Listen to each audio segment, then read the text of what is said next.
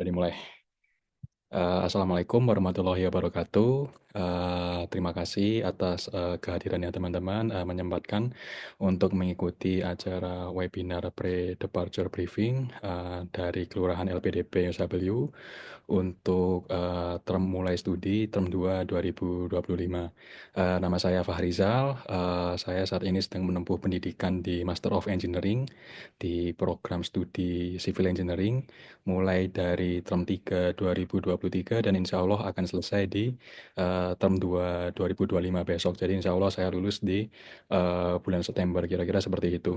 Dan kebetulan juga saya sekarang sebagai ketua komunitas LPDP UNSW atau mungkin disebutnya kelurahan ya gitu. Tapi periode saya selesai hari Senin besok, jadi teman-teman mungkin nanti lewat dari hari Senin akan lebih banyak berdiskusi dan bertanya dengan pengganti saya yaitu Mas Arif Sangaji seperti itu.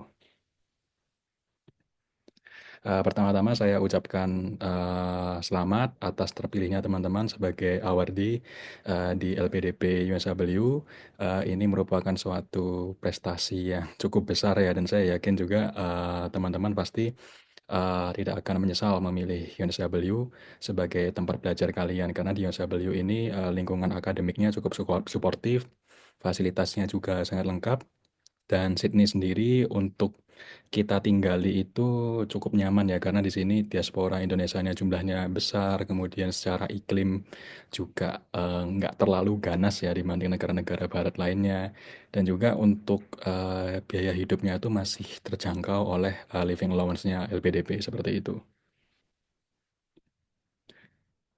Jadi materinya ini saya bagi menjadi dua bagian, yaitu bagian pertama pre-arrival, apa yang teman-teman harus lakukan ketika masih berada di Indonesia. Dan yang di bagian kedua ini ada post arrival. Jadi setibanya teman-teman di Sydney ini kira-kira langkah-langkah apa saja yang harus dilakukan. Jadi terkait administrasi LPDP juga saya akan jelaskan nanti. Kemudian juga terkait administrasi di kampus bagaimana, dan tentunya yang tidak kalah penting nanti adaptasi kalian di Sydney bagaimana gitu. Untuk pre-arrival ini yang paling penting, jadi akomodasi. Akomodasi ini infonya ini bisa dicari di grup WhatsApp info akomodasi. Teman-teman sudah saya masukkan semua di situ. Selain itu juga ada grup Facebook UNSW Students. Jadi ini grup internasional ya. Jadi semua campur di situ. Info-infonya juga lebih banyak sebenarnya dibanding grup info akomodasi UNSW gitu. Di Sydney ini ada dua tipe akomodasi ya. Jadi akomodasi yang pertama ini dikelola oleh landlord. Jadi landlord itu seperti bapak kos, ibu kos yang ada di Indonesia. Jadi sifatnya sedikit informal ya dibandingkan dengan real estate agent. Jadi real estate agent ini mereka itu highly regulated. Jadi proses pendaftarannya itu lebih umumnya lebih panjang ya, tapi lebih teratur dibanding dengan landlord gitu. Untuk info-info akomodasi yang dikelola oleh landlord ini, teman-teman nanti bisa mendapatkan selain di dua grup di atas, juga bisa mendapatkan dari website UNSW Study Stays, dari Flatmates, dari Gumtree, dan juga dari Facebook Marketplace. Kemudian untuk real estate agent ini ada beberapa website yang besar ya, jadi ada realestate.com.au, ada domain, dan ada rewrite seperti itu. Eh, Kira-kira ada background suara gitu kedengeran nggak ya teman-teman? Enggak, Mas, Enggak, Kak, aman. aman. Aman, Mas. Oke, jadi tadi itu perbedaan antara akomodasi yang dikelola oleh landlord sama real estate agent. Nah, kalau real estate agent itu mereka biasanya ya ada semacam kontrak, kontrak yang benar-benar mengikat secara hukum yang harus kita ikuti. Umumnya sih kontrak-kontrak ini sudah ada template-nya ya, jadi biasanya sih nggak ada masalah seperti itu gitu. Nah, tapi kalau akomodasi yang dikelola oleh landlord ini ada yang menggunakan kontrak, ada juga yang tidak pakai kontrak gitu.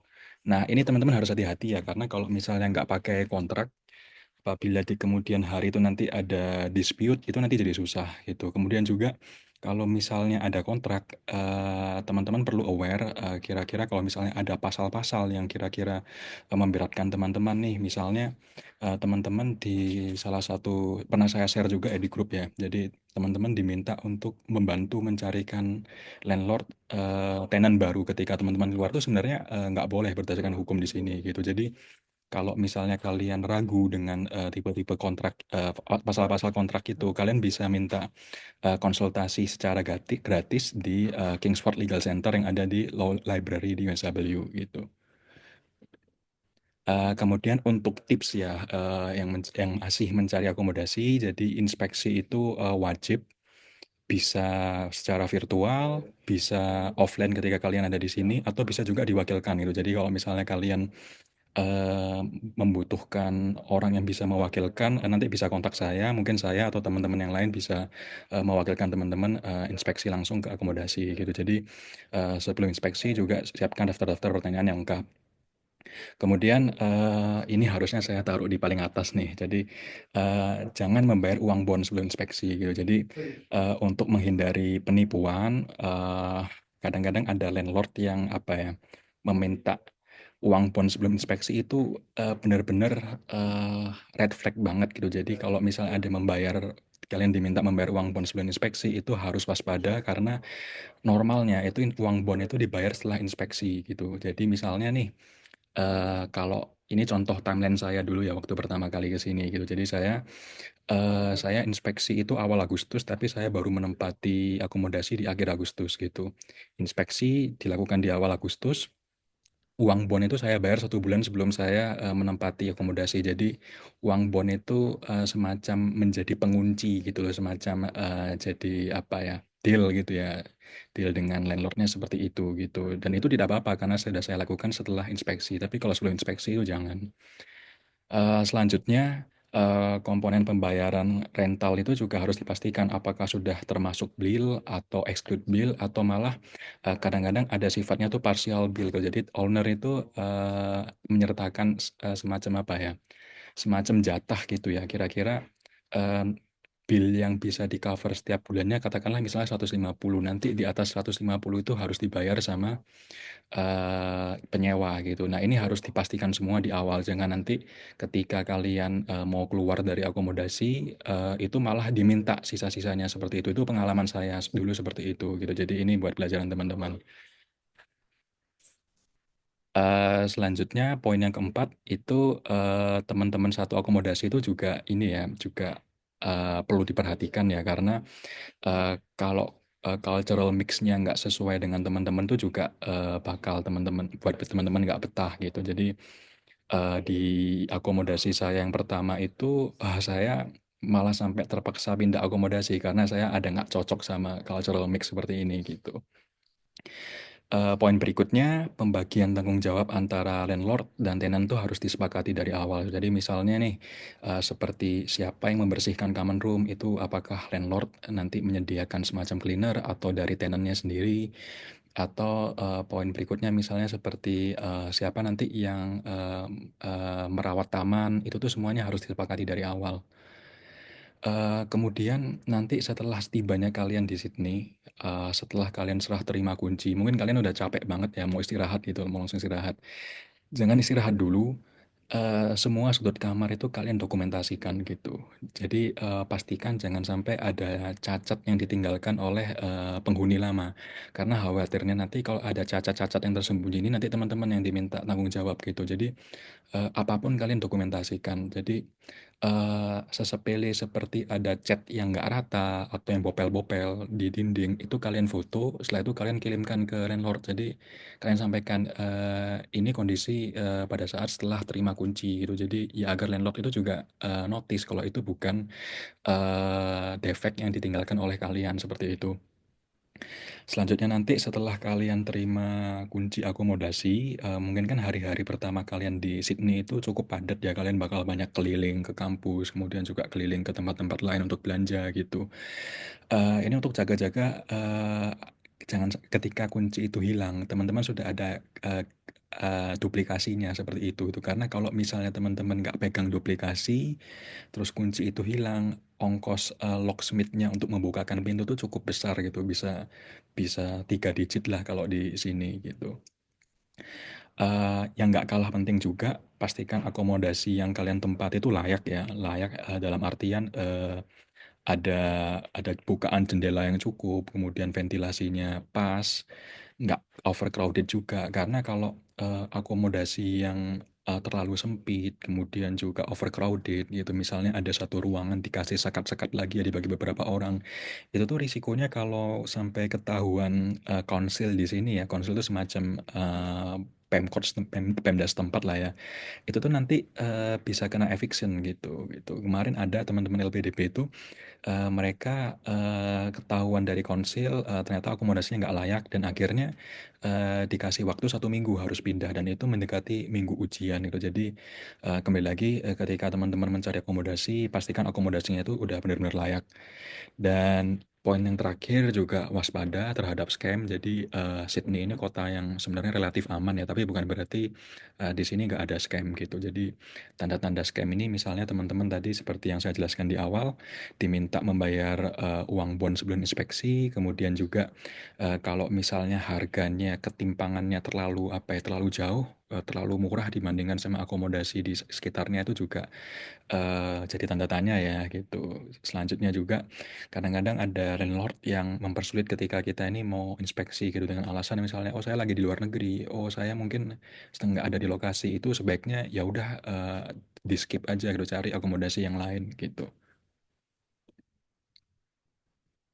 Ya, gimana?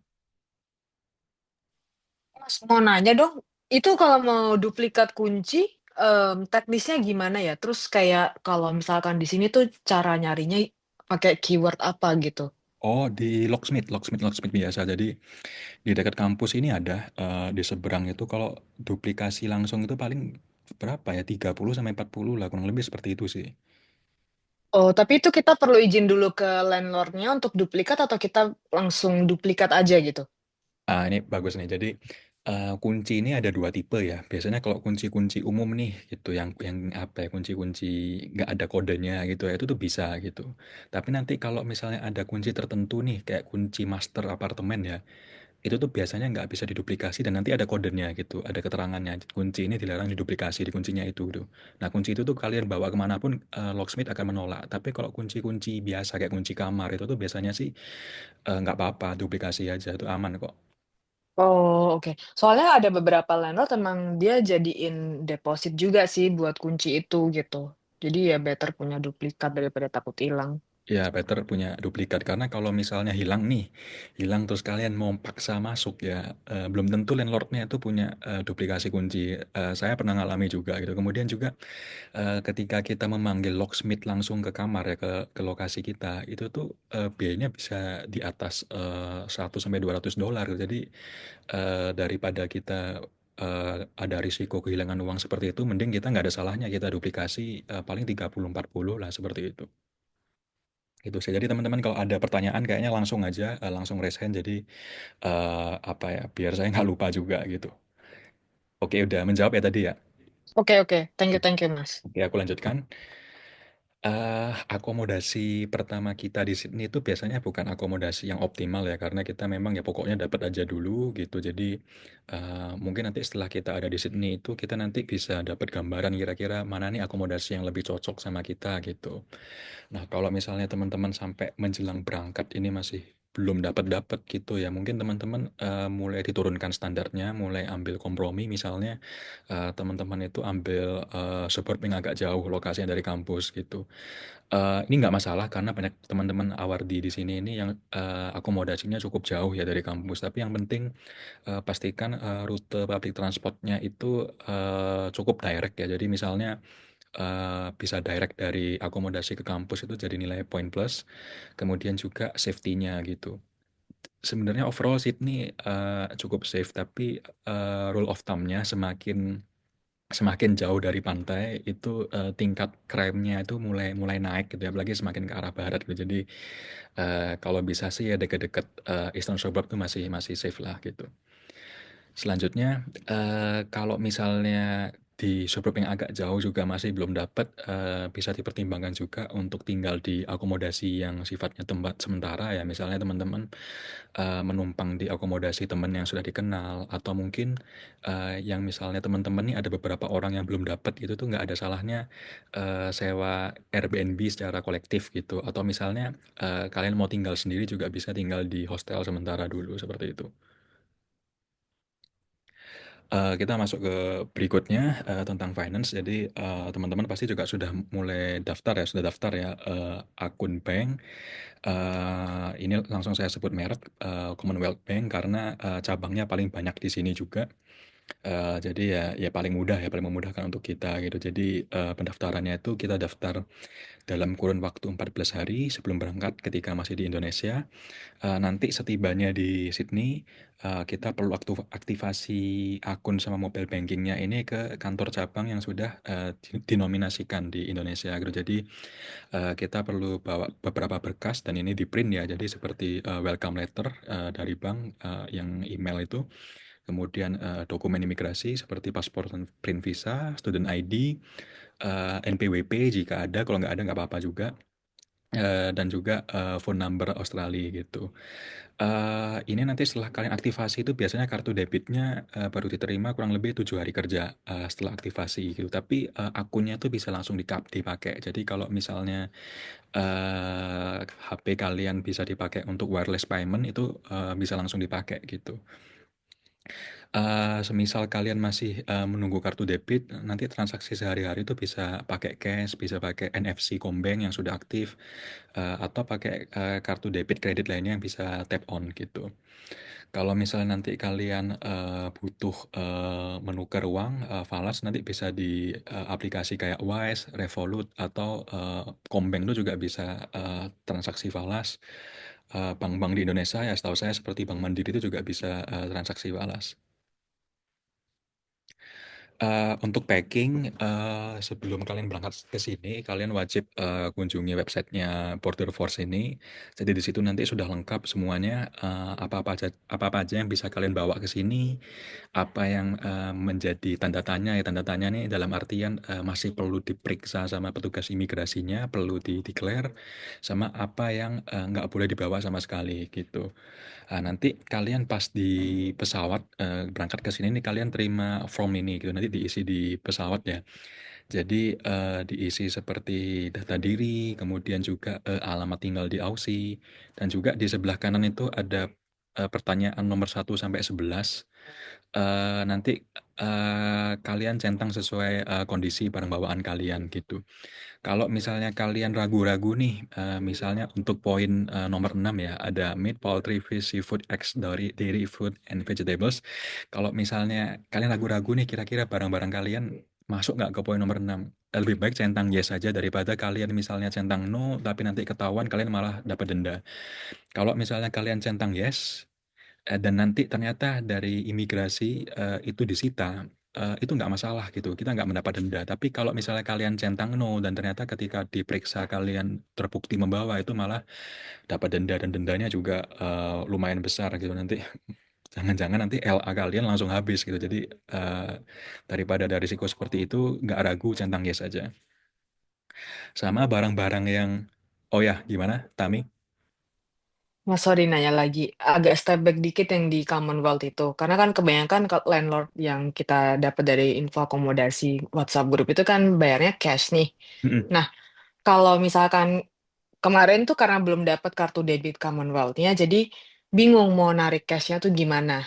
mhm, Nah, kalau kalau udah punya Commonwealth kan kita bisa scan QR langsung kan, nggak ya. perlu pakai kartu debit. Tapi kalau di ATM X atau ATM yang lain tuh sebenarnya bisa nggak sih tarik duit tapi kita nggak punya kartunya gitu, Mas? Oh, kalau di ATM X itu aku pernah coba ya, kalau nggak ada kartunya nggak bisa. Jadi kalau nggak ada kartu kita ya sesuai banknya aja sih, gitu. Oh, jadi harus tetap pakai kartu debitnya ya kalau mau di Tetap ATM tetap yang harus selain ada kartu debitnya. Commonwealth-nya. Iya. Nah, aku pernah, tarik uang tunai di di ATM X sama Armaguard gitu ya. Waktu itu Mm-mm. even pakai, bank di Indo tuh masih bisa, tapi kalau nggak ada kartunya nggak bisa sama sekali. Dan itu kena charge nggak ya kalau misalkan kita kombeng terus nariknya di NAB atau di X kayak Oh, gitu? ada biasanya. Kurang lebih Oh, tetap tujuh kena setengah ya. kalau nggak Oke. salah ya. Itu Oke. sama bank-bank di Indo juga kurang lebih segitu, ada tambahan sedikit sih kalau nggak salah. Seingatku itu ya. Oke, oke. Jadi Oke.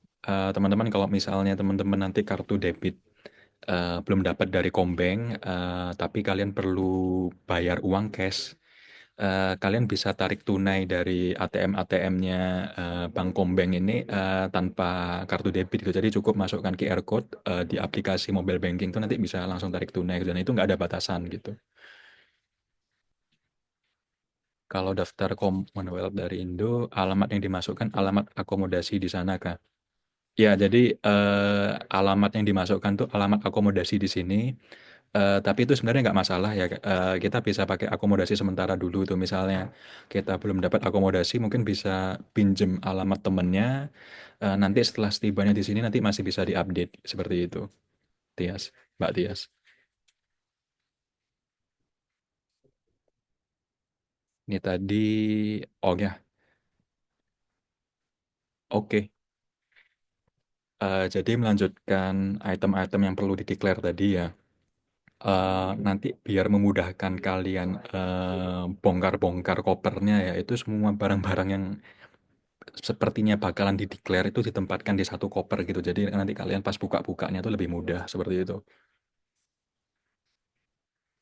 Nah, ini barang-barang yang apa ya, kelihatannya kayaknya susah dicari di Aussie, tapi sebenarnya mudah gitu ya. Jadi seperti ada ini cobek, kemudian abon, bumbu pecel, apalagi mie instan, kemudian tolak angin ini sebenarnya mudah dicari di sini, apalagi di dekat kampus juga banyak yang jual gitu. Jadi saya itu dulu pertama kali ke sini, saya kira barang-barang ini bakal susah dicari gitu ya. Jadi saya sampai bawa cobek itu buat nyambel di sini. Ternyata setelah sampai di sini ada yang jual gitu. Jadi ini untuk informasi teman-teman, jadi teman-teman nanti bisa apa ya, bisa atur strategi gitu. Kalau barang-barang Indo itu sebenarnya sih di sini banyak banget ya toko-toko Indo. Jadi jangan khawatir kesulitan cari-cari barang-barang itu gitu di sini.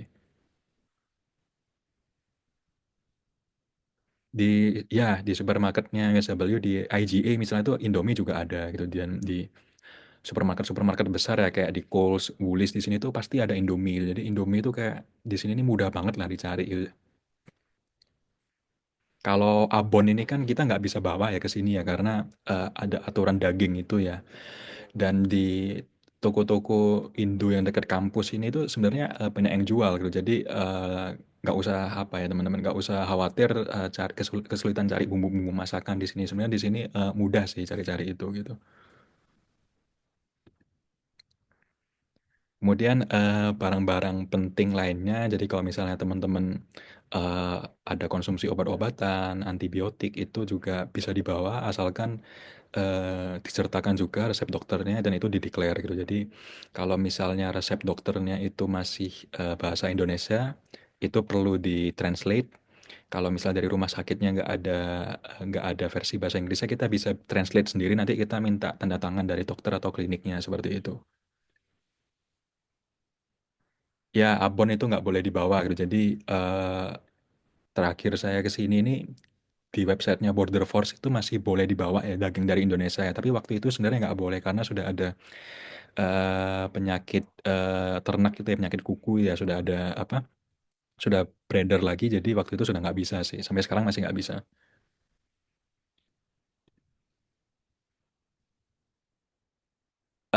Kemudian juga eh, setelah obat-obatan tadi, backup kacamata itu penting banget karena eh bagian berkacamata ya, karena di sini nih untuk membeli kacamata tuh agak agak ribet ya prosesnya ya. Jadi agak ribet dan juga biayanya cukup mahal gitu. Jadi kalau misalnya teman-teman bawa backup kacamata tuh juga juga menolong ya, menolong banget ya. Sama pakaian khas Indonesia ya, karena di sini susah dicari ya seperti batik, kebaya. Karena kadang-kadang kita ada acara-acara di kampus atau acara-acara di KJRI yang perlu dress code-nya pakai batik sama kebaya ini gitu. Atau mungkin teman-teman kalau misalnya ada yang ingin ikut kompetisi nih, kayaknya bakal ikut kompetisi selama di Aussie, misalnya seperti maraton atau lomba-lomba akademik gitu ya. Itu tuh malah kadang butuh bawa bendera gitu. Nah, jadi kalau misalnya teman-teman bakal ada arah ke sana itu nggak ada salahnya sih bawa bawa bendera dari Indo gitu. Karena juga juga susah sih cari di sini gitu. Jadi perlengkapan ibadah yang susah dicari di Sydney, sekitaran USW itu juga bisa dibawa sih dari Indo kayak sajadah, mukena, sarung gitu. Sebenarnya ini ada yang jual juga ya di USW atau mungkin di apa suburb-suburb yang penduduk populasi muslimnya banyak ya seperti di Lakemba gitu. Tapi nggak ada salahnya sih dibawa dari Indo gitu. Travel adapter penting juga. Ini saya ada foto di bawah. Ini stop kontak universal. Ini teman-teman bisa beli di Indo atau lebih baik beli di sini aja. Ini nanti semua tipe colokan bisa masuk di situ. Jadi dalam satu stop kontak, colokan Indo, colokan Aussie atau colokan tipe colokan lainnya tuh bisa masuk ke situ gitu. Jadi ini benar-benar memudahkan sih gitu.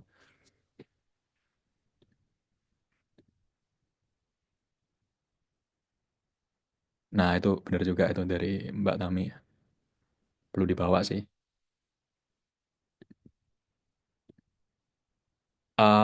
Setibanya di sini ya nanti saya bahas. Jadi setibanya kalian di Aussie, kalian keluar dari pesawat tuh nanti kalian akan mengantri di pemeriksaan imigrasi. Ini antriannya biasanya sih cukup lama ya, ini tapi tergantung harinya ya. Kalau pengalaman saya 2 kali ke sini ini panjang banget antriannya, tapi pemeriksaan di imigrasi itu singkat gitu. Kurang lebih sekitar 1 sampai 2 jam itu pemeriksaan di imigrasi gitu, antrian imigrasinya. Nanti, setelah melewati imigrasi baru kalian bisa ambil, barang-barang bagasi kalian gitu. Nah nanti kalau misalnya barang bagasi kalian ini, sudah nggak ada di apa namanya, carousel itu, jangan panik, biasanya sih kalau terlalu lama di imigrasi itu nanti barang-barang itu bakal dipindah ya sama petugas bandara ke tempat-tempat tertentu. Nanti, tanyakan aja ke petugas bandaranya, biasanya mereka sudah pindahkan sendiri gitu. Setelah kalian ambil barang-barang bagasi itu, nanti kalian akan ada pemeriksaan, bea cukainya ya terkait barang-barang bawaan kalian. Ini prosesnya sih sebenarnya, lebih cepat antriannya, dibanding imigrasi, yang saya alami dulu. Setelah pemeriksaan barang bawaan itu nanti, setelah itu kalian udah keluar dari benar-benar apa ya, benar-benar selesai di prosesnya di bandara itu gitu. Nah tinggal, cara dari bandara ke akomodasi kalian nanti gimana, seperti itu gitu. Public transport, opsinya banyak ya dari bandara ada train, kemudian juga ada bus. Kalau misalnya mau, naik taksi, naik, rideshare juga ada. Ini juga kayaknya masih belum banyak yang tahu ya, jadi, Yosabel itu juga menyediakan jasa airport pick up. Jadi untuk tujuan Yosabel titik-titik sekitarnya ini, gratis gitu. Jadi teman-teman bisa daftar di, website ini gitu. Jadi, daftarnya mungkin beberapa hari setelahnya gitu. Yang paling penting, boarding pass pesawat itu jangan, apa ya, jangan sampai hilang karena itu perlu untuk, proses-proses administrasi LPDP berikutnya. Dan juga kalau misalnya nanti kalian bawa keluarga, misalnya bawa anak ya, di bawah usia 7 tahun itu, pastikan nanti kendaraan yang, mengantar ke akomodasi itu sudah ada babysitter-nya. Karena di sini, kalau nggak ada babysitter-nya itu, bisa kena denda ya, seperti itu gitu. Jadi, beberapa taksi itu juga sudah menyediakan babysitter khusus, jadi nanti mungkin, lebih cocoknya pesan taksi. Setelah itu nanti, kalian perlu lapor diri. Lapor diri ini, diperlukan ya kalau kita tinggal di sini ini lebih dari 6 bulan. Nanti bikin, akun dulu di Peduli WNI. Setelah akun, diverifikasi baru bisa, mulai proses lapor diri. Jadi lapor diri ini kan ada beberapa tipe ya, yang kalian bikin ini adalah, lapor diri yang kedatangan gitu. Nanti, diminta isi data diri, kemudian juga tujuan menetap, seperti kemudian juga bukti tempat tinggal. Nanti, bukti verifikasi lapor diri ini kalian simpan untuk, permohonan, dana-dana ke LPDP. Sama kalau misalnya bawa anggota keluarga juga, didaftarkan di lapor diri. Ini urusan administrasi pertama ya di kampus ya. Jadi, eee, kalian perlu bikin student ID itu di lokasinya di nukleus, di main library. Kalian cukup membawa paspor sama LOE ke sana gitu. Kalian bisa booking dulu, karena kan biasanya kalau awal-awal term itu antriannya cukup panjang ya di, nukleus ini gitu. Jadi kalau misalnya nggak mau ngantri, kalian bisa booking dulu, ambil jadwal tertentu di website ini, di nucleus.unsw.edu.eu. Student ID ini nih di kampus ya, itu tuh wajib dibawa kalau misalnya kita mengikuti ujian. Kemudian juga ketika kita mau menggunakan fasilitas library, misalnya kita mau minjem buku, pinjam laptop di library, atau ketika kita mau mengakses ruangan-ruangan yang tertutup ya, yang cuma ruangan-ruangan yang cuma apa ya, bisa diakses oleh student gitu. Misalnya ada beberapa gedung tertentu yang cuma bisa diakses oleh student di fakultas-fakultas tertentu gitu. Nah, tapi untuk teman-teman PhD, kalian nggak bisa bikin langsung student ID ya, karena nanti kalian tahapannya perlu accept offer tahap 2 di kantor CRS dulu. Nanti setelah prosesnya selesai, kalian baru bisa bikin student ID. Selanjutnya kita masuk ke administrasi LPDP. Jadi sebagai award di LPDP kita menerima dana-dana seperti dana visa, kemudian ada dana settlement allowance, ada tahap satu, tahap 2. Setelah tiba di sini nanti ada dana LE, family allowance, book allowance, dan dana-dana lain. Semuanya sudah lengkap ya, ada di panduan pencairan LPDP, pembahasannya. Nanti bisa dirujuk ke sana. Ini yang apa ya, harus tahu ya. Jadi janji layanan ya, service level agreement-nya LPDP itu untuk pencairan dana di luar dana LE sama family allowance itu tuh 5 hari kerja untuk verifikasi pengajuan dana. Jadi setelah kita mengajukan dana itu tuh butuh waktu 5 hari kerja bagi LPDP untuk memverifikasi pengajuan kalian. Apabila nanti disetujui, itu nanti dana akan dicairkan dalam waktu 10 hari kerja gitu. Oleh karena itu, dari pengajuan sampai pencairan dana itu paling lambat 15 hari kerja. Itu kalau semuanya disetujui. Kalau misalnya ada yang ditolak, ya kembali lagi dari awal prosesnya, seperti itu.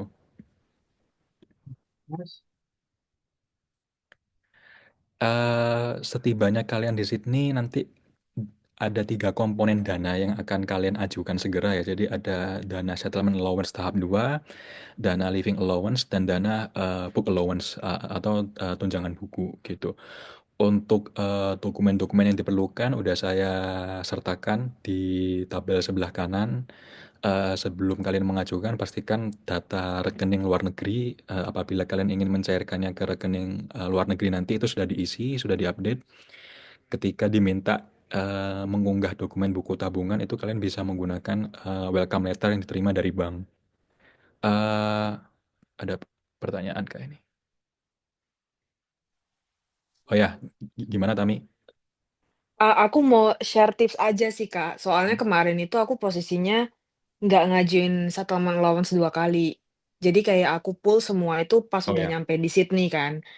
Ternyata dari LPDP juga posisinya itu dia nggak bisa langsung 100% ngajuin sekali. betul. Jadi entah kenapa tetap harus ngajuinnya 2 kali. Jadi mungkin teman-teman kalau yang punya mindset kayak aku kan awalnya mindsetnya oh ya udahlah mungkin lebih untung kalau aku terima semua dalam Australian dollar pas udah di Sydney kan. Hmm, Turns out nggak kayak gitu. Ternyata LPDP tetap akan butuh ngajuinnya itu 2 kali.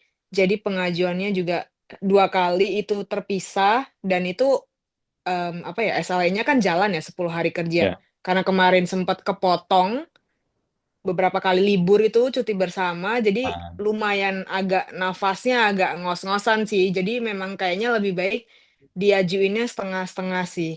betul, Karena betul. kalau enggak agak berat pas sudah nyampe, biasanya kan kita stay di accommodation itu pasti udah langsung dimintain bonds kan. Ya. Nah itu agak lumayan berat karena bonds 2 kali, 2 minggu rental, and then misalkan kalian mau bayar sebulan dulu boleh, ada juga yang nggak boleh, biasanya langsung minta 3 bulan gitu aja sih. Ya, jadi kalau di buku panduan itu kan tulisannya kita bisa seolah-olah bisa mengajukan satu tahap ke dia. Sebenarnya sih ujung-ujungnya tetap dua kali pencairan, 2 kali tahap gitu. Karena kode pencairan dana di LPDP itu nggak ada yang kodenya untuk 1 kali pencairan. Jadi mereka pasti ya ujung-ujungnya 2 kali pencairan juga. Jadi daripada teman-teman baru mengajukan satu tahap di sini sekaligus, mending ya satu tahap pertama di Indo, nanti satu tahap berikutnya setelah setibanya di sini. Karena nanti kalian juga perlu apa ya, perlu cash flow yang bagus ya untuk di awal-awalnya kan kita perlu bayar bond, perlu bayar akomodasi juga, perlu buat belanja. Ini juga bisa buat menolong cash flow kalian seperti itu gitu. Kemudian untuk living allowance ya, ini mungkin sebenarnya sudah ada video lain, sudah saya upload di kanal YouTube-nya PDP SW. Itu nanti di video itu saya jelaskan tentang proses pencairan LA, kemudian juga proses pengisian laporan perkembangan studi itu bagaimana. Eh, Nanti kalian bisa refer ke situ ya, tapi untuk saat ini sebaiknya nggak saya jelaskan dulu karena nanti biar nggak overload informasi seperti itu gitu.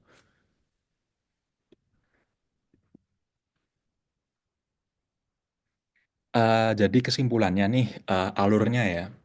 Alurnya, jadi teman-teman itu eh, paling pertama kalau ada yang harus dibeli di sini nih beli nomor HP dulu karena semua urusan di sini nih pasti membutuhkan nomor HP Aussie gitu. Selanjutnya buat student ID untuk teman-teman yang PhD lapor ke JRS dulu. Nanti ketika kalian sudah punya kartu SIM sama student ID ini kalian bisa aktivasi akun bank kalian gitu. Nah, kemudian juga di sela-sela itu kalian bisa melakukan proses lapor diri. Ini prosesnya sebenarnya cukup singkat, tapi verifikasinya itu bisa di hari itu juga atau bisa beberapa hari kerja gitu. Jadi ketika bank akunnya ini sudah diaktifasi, kemudian juga proses lapor diri sudah selesai, barulah kalian bisa mengajukan dana ke LPDP seperti itu.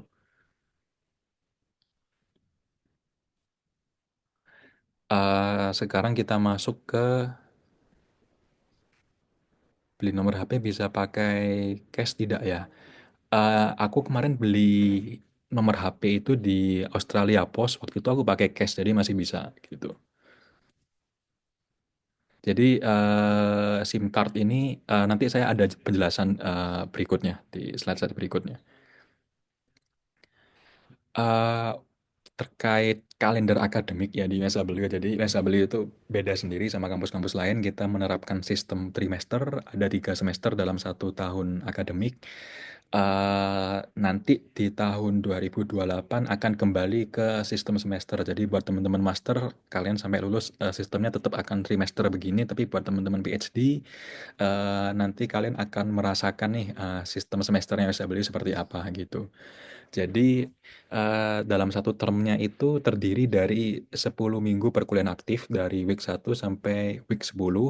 Di tengah-tengahnya biasanya ya, tapi ini nggak semua fakultas. Di tengah-tengahnya di week 6 itu biasanya ada libur kosong gitu. Jadi di week 6 ini bisa kalian manfaatkan untuk kalau dari kampus sih itu apa ya, motivasinya biar kita ini istirahat, biar kita ini bisa healing gitu. Tapi sebenarnya realitanya week 6 ini pit stop untuk mengerjakan tugas seperti itu gitu. Nanti setelah week 10 selesai, di week 11 itu ada jeda kosong nih sebelum 2 minggu masa ujian di week 12 dan week 13. Jadi polanya seperti itu dari term 1, term 2, dan term 3. Nah, di sela-sela term ini libur gitu sebenarnya. 1 minggu sebelum term dimulai itu nanti ada pekan orientasi, orientation week. Di situ cukup rame ya kampus ya karena di sini banyak stall, banyak booth yang buka. Jadi banyak game-game gratis, juga banyak free food gitu. Jadi nanti kalian teman-teman bisa bisa lihat sendiri lah nanti di sini seperti apa orientation week-nya gitu. Sama di bulan Januari Februari itu ada summer term biasanya ya. Jadi summer term itu kelas seperti kelas biasa, cuma prosesnya mungkin cuma 1 bulan ya. Ini nanti kalian bisa ambil SKS-SKS tertentu di summer term ini gitu. Jadi kalau misalnya kalian mau mengurangi beban di term-term ke depan itu, kalian nanti bisa ikut summer term. Nah, summer term ini bukan term mengulang ya seperti yang di Indo itu, tapi ini seperti term biasa. Dari LPDP bagaimana? Dari LPDP nggak masalah diizinkan karena ini sebenarnya sih juga tetap dihitung ke jumlah UOC total kalian seperti itu.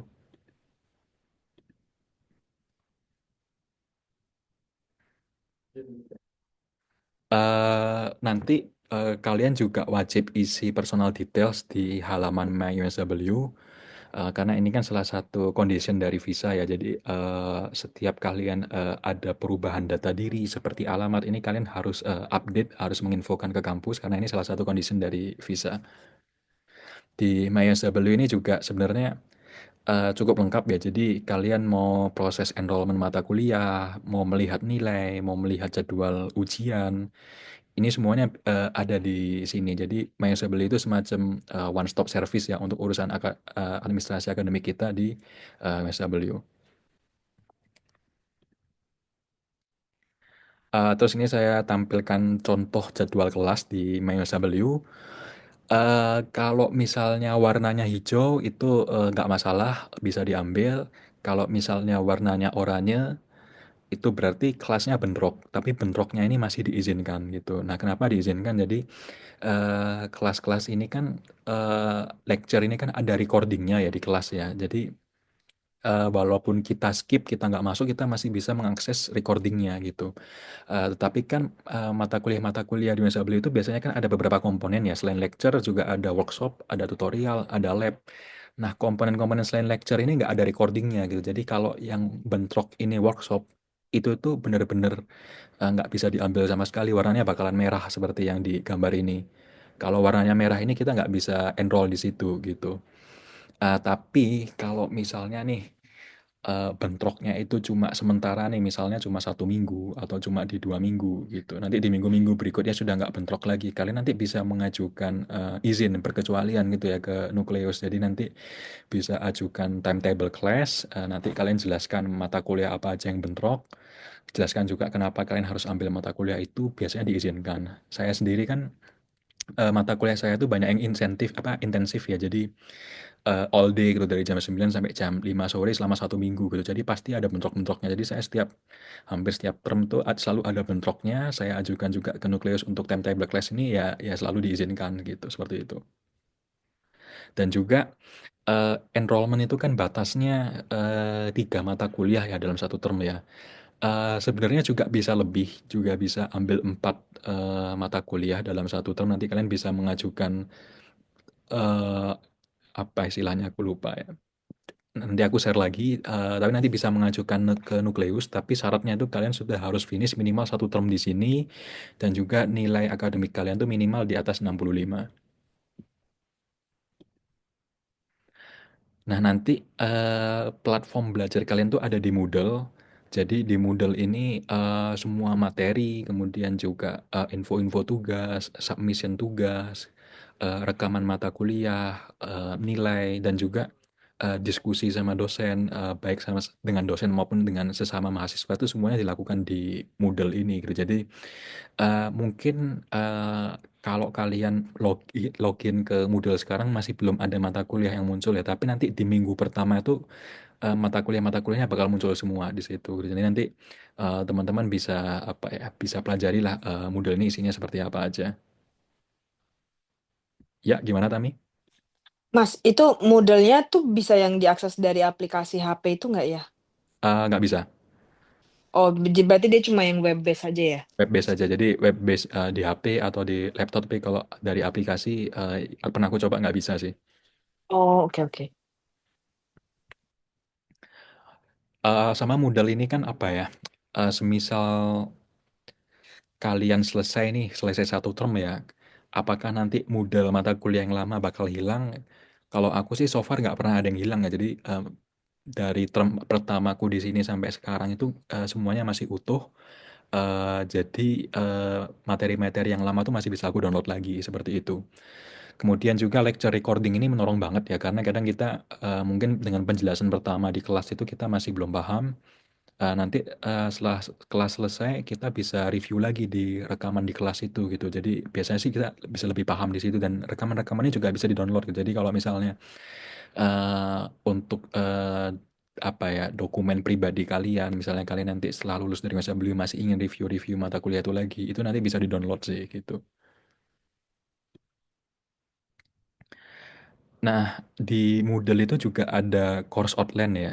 Eh, Di tengah-tengah ini course outline. Jadi course outline itu semacam kontrak perkuliahan. Di situ tuh semua terkait seperti silabus, kemudian juga komponen penilaiannya apa aja, kapan deadline pengumpulan tugas.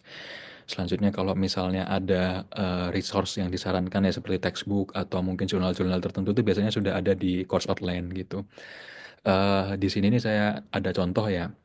Jadi yang perlu kalian perhatikan itu yang namanya hurdle rules gitu.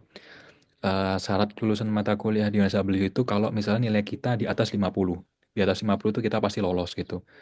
Tapi ada beberapa mata kuliah tertentu yang punya hurdle rules ini gitu. Jadi hurdle rules itu kalau misalnya nilai kita masih di atas 50, tetapi kita nggak memenuhi hurdle ini, kita nggak bakalan lolos gitu. Contoh di mata kuliah yang saya tampilkan screenshotnya ini, katakan saya dapat nilai 100 nih di online quiz ya, 100 sempurna. Berarti kan saya dapat 40 nih sudah. Tetapi di final exam-nya saya dapat di bawah 40, katakanlah saya dapat 39 gitu. Mungkin nilai totalnya itu saya masih dapat di atas 50. Tetapi karena saya tidak memenuhi hurdle minimal 40 ujian, saya nggak akan lolos di mata kuliah ini gitu. Untuk penilaian di USW sendiri itu menggunakan skala angka 0 sampai 100. Syarat kelulusan di atas 50, nilai 85 sampai 100 itu tergolong HD, paling bagus ya.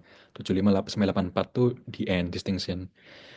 Kalau dikonversi ke IPK ya, di atas nilai 75 itu kita sudah dapat A gitu. Ya nanti teman-teman kan juga perlu konversi ya nilai WAM ini ke IPK untuk pelaporan ke LPDP.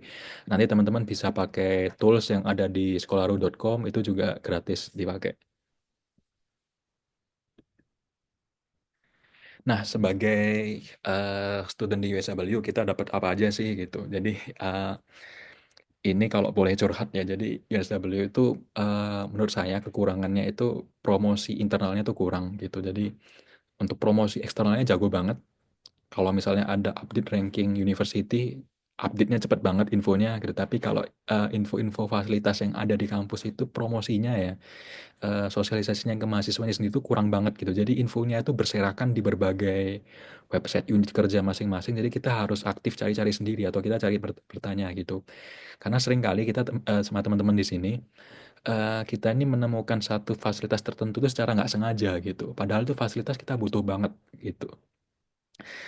Ini beberapa fasilitas yang ditawarkan ya. Jadi, misalnya kita dapat membership di Microsoft 365, jadi MS Office, kemudian email Outlook, OneDrive kita juga ada dapat gitu. Nah, OneDrive ini yang, benar-benar menolong banget ya, karena kita dapat kapasitas penyimpanan tuh sampai 5 tera di situ. Jadi, eee, langsung dimanfaatkan ya teman-teman. Ini sayang kalau nggak dimanfaatkan gitu.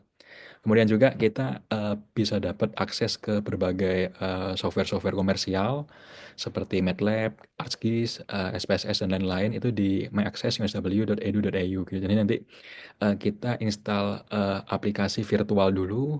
Setelah itu nanti kita bisa akses aplikasi-aplikasi ini gitu.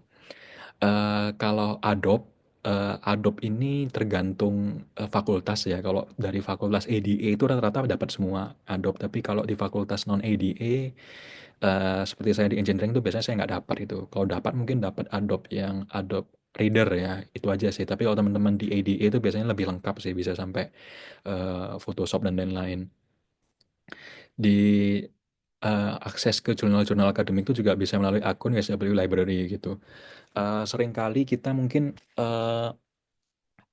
akses langsung ke jurnalnya ya. Jadi kita misalnya nemu jurnal satu bagus, kita langsung akses ke jurnalnya itu, ke publisher-nya itu kita nggak bisa. Tapi baru bisa kita akses ketika kita masuk ke akunnya ESW Library gitu. Jadi kalau misalnya teman-teman nanti nemu satu jurnal yang nggak bisa diakses, coba masukkan publisher-nya di kolom search di ESW Library, itu biasanya bisa diakses sih gitu. Ini apakah ada pertanyaan tadi? ADA apa ya? Oh, ADA itu jadi salah satu fakultas di sini ya. Jadi Fakultas Arts, Design and Architecture. Jadi teman-teman yang ambil program apa ya, seperti desain, program real estate, program apa lagi ya? City planning, construction project management itu tuh ada di fakultas itu, sama education juga kalau nggak salah di ADA juga. Sama mungkin teman-teman kalau pertama kali tiba di sini ya kayak saya dulu itu mungkin bahasa Inggrisnya masih agak kagok gitu. Kalau mau memperlancar di sini juga ada semacam kelas percakapan ya, kelas percakapan bahasa Inggris itu namanya Let's Communicate. Itu programnya setiap minggu dari week 1 sampai week 8 ya kalau nggak salah. Jadi teman-teman mungkin bisa enroll ke kelas itu. Jadi kelasnya santai sih. Saya waktu itu sudah pernah join juga. Itu tuh recommended sih. Kemudian di BSW itu juga ada klinik, ada konseling psikologis juga secara gratis, farmasi juga ada gitu. Jadi teman-teman kalau misalnya ada isu terkait kesehatan itu bisa ke klinik-klinik yang ada di BSW gitu. Di sini juga banyak peer mentoring ya. Jadi peer mentoring ini ditawarkan oleh berbagai unit kerja. Di library ada, di CRS ada, dan di jurusan-jurusan tertentu itu juga ada gitu. Jadi kalau misalnya kalian mungkin ingin apa ya, agar proses adaptasinya lebih cepat, membutuhkan semacam mentoring dari senior-senior yang di sini, itu bisa juga apply ke peer mentoring gitu. Ini juga menolong banget ada namanya Food Hub. Jadi Food Hub ini setiap hari Senin, Rabu, Jumat itu tuh semacam apa ya, semacam kantin gratis gitu ya. Jadi nanti teman-teman bisa ambil suplai kayak roti, buah-buahan gitu, makanan-makanan secara gratis di situ gitu. Jadi nanti apply dulu di Food Hub. Di hari-hari tertentu itu biasanya cukup panjang antriannya, tapi ini sih menolong banget ya, apalagi kalau misalnya keuangan lagi agak mepet gitu. Sama ini juga yang nggak banyak orang tahu ya, tapi sebenarnya penting banget menurutku. Jadi ada yang namanya di sini Financial Hardship Grant. Kalau misalnya teman-teman nih ada masalah finansial di sini ya, mengalami suatu darurat gitu. Misalnya teman-teman benar-benar butuh dana untuk kebutuhan medis atau mungkin untuk membayar akomodasi atau untuk beli laptop nih misalnya gitu ya. Nanti teman-teman bisa mengajukan hardship grant ini. Ini sifatnya grant, jadi kita dapat uang dari kampus, nggak perlu dikembalikan lagi, bukan pinjaman sifatnya. Syarat pengajuannya sih minimal sudah 1 term di sini gitu. Jadi teman-teman kalau misalnya sampai membutuhkan itu bisa mengajukan hardship grant ini gitu. Nanti pertama kita perlu diskusi dulu sama student advisor. Kalau dari mereka sudah approve, berikutnya nanti kita diminta upload evidence-evidence ya, kayak misalnya bank statement atau mungkin dokumen-dokumen lain yang membuktikan kalau kita ini lagi di posisi kesulitan secara finansial seperti itu. Kalau dari pengalaman saya sih, alhamdulillah teman-teman LPDP so far belum pernah ada yang sampai apply ke sini, karena dari LPDP ini untuk pencairan dana itu nggak pernah terlambat ya. Jadi pencairan dana dari LPDP, dana-dana hidup bulanan, dana apa family allowance dan lain-lain tuh selalu tepat waktu. Mungkin kalau misalnya ada keterlambatan itu pada saat misalnya pada menjelang tahun baru ya, karena kan lagi ada tutup buku nih, itu biasanya terlambat beberapa hari aja, atau menjelang-menjelang Lebaran. Di luar itu selama pengalaman saya yang itu nggak pernah terlambat. Ini ada pertanyaan kayaknya.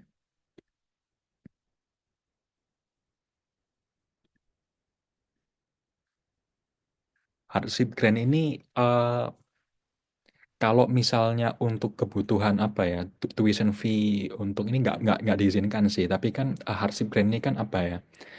Kalau misalnya kita ada komponen dana yang nggak di-cover sama LPDP dan kita benar-benar perlu ya, misalnya kita ada biaya kesehatan yang benar-benar kita ini sudah nggak di-cover dengan asuransi gitu, atau mungkin asuransi juga ada batasnya, itu bisa mengajukan apply di sini. Dan dari LPDP sih saya pernah tanya masih mengizinkan gitu. Yang nggak diizinkan itu misalnya kalian apply seperti skema tuition fee ya, atau misalnya skema-skema untuk membantu biaya hidup kalian gitu, yang sifatnya rutin tuh nggak boleh gitu. Tapi kalau yang untuk yang sifatnya force major seperti yang apa ya, musibah itu tuh masih bisa.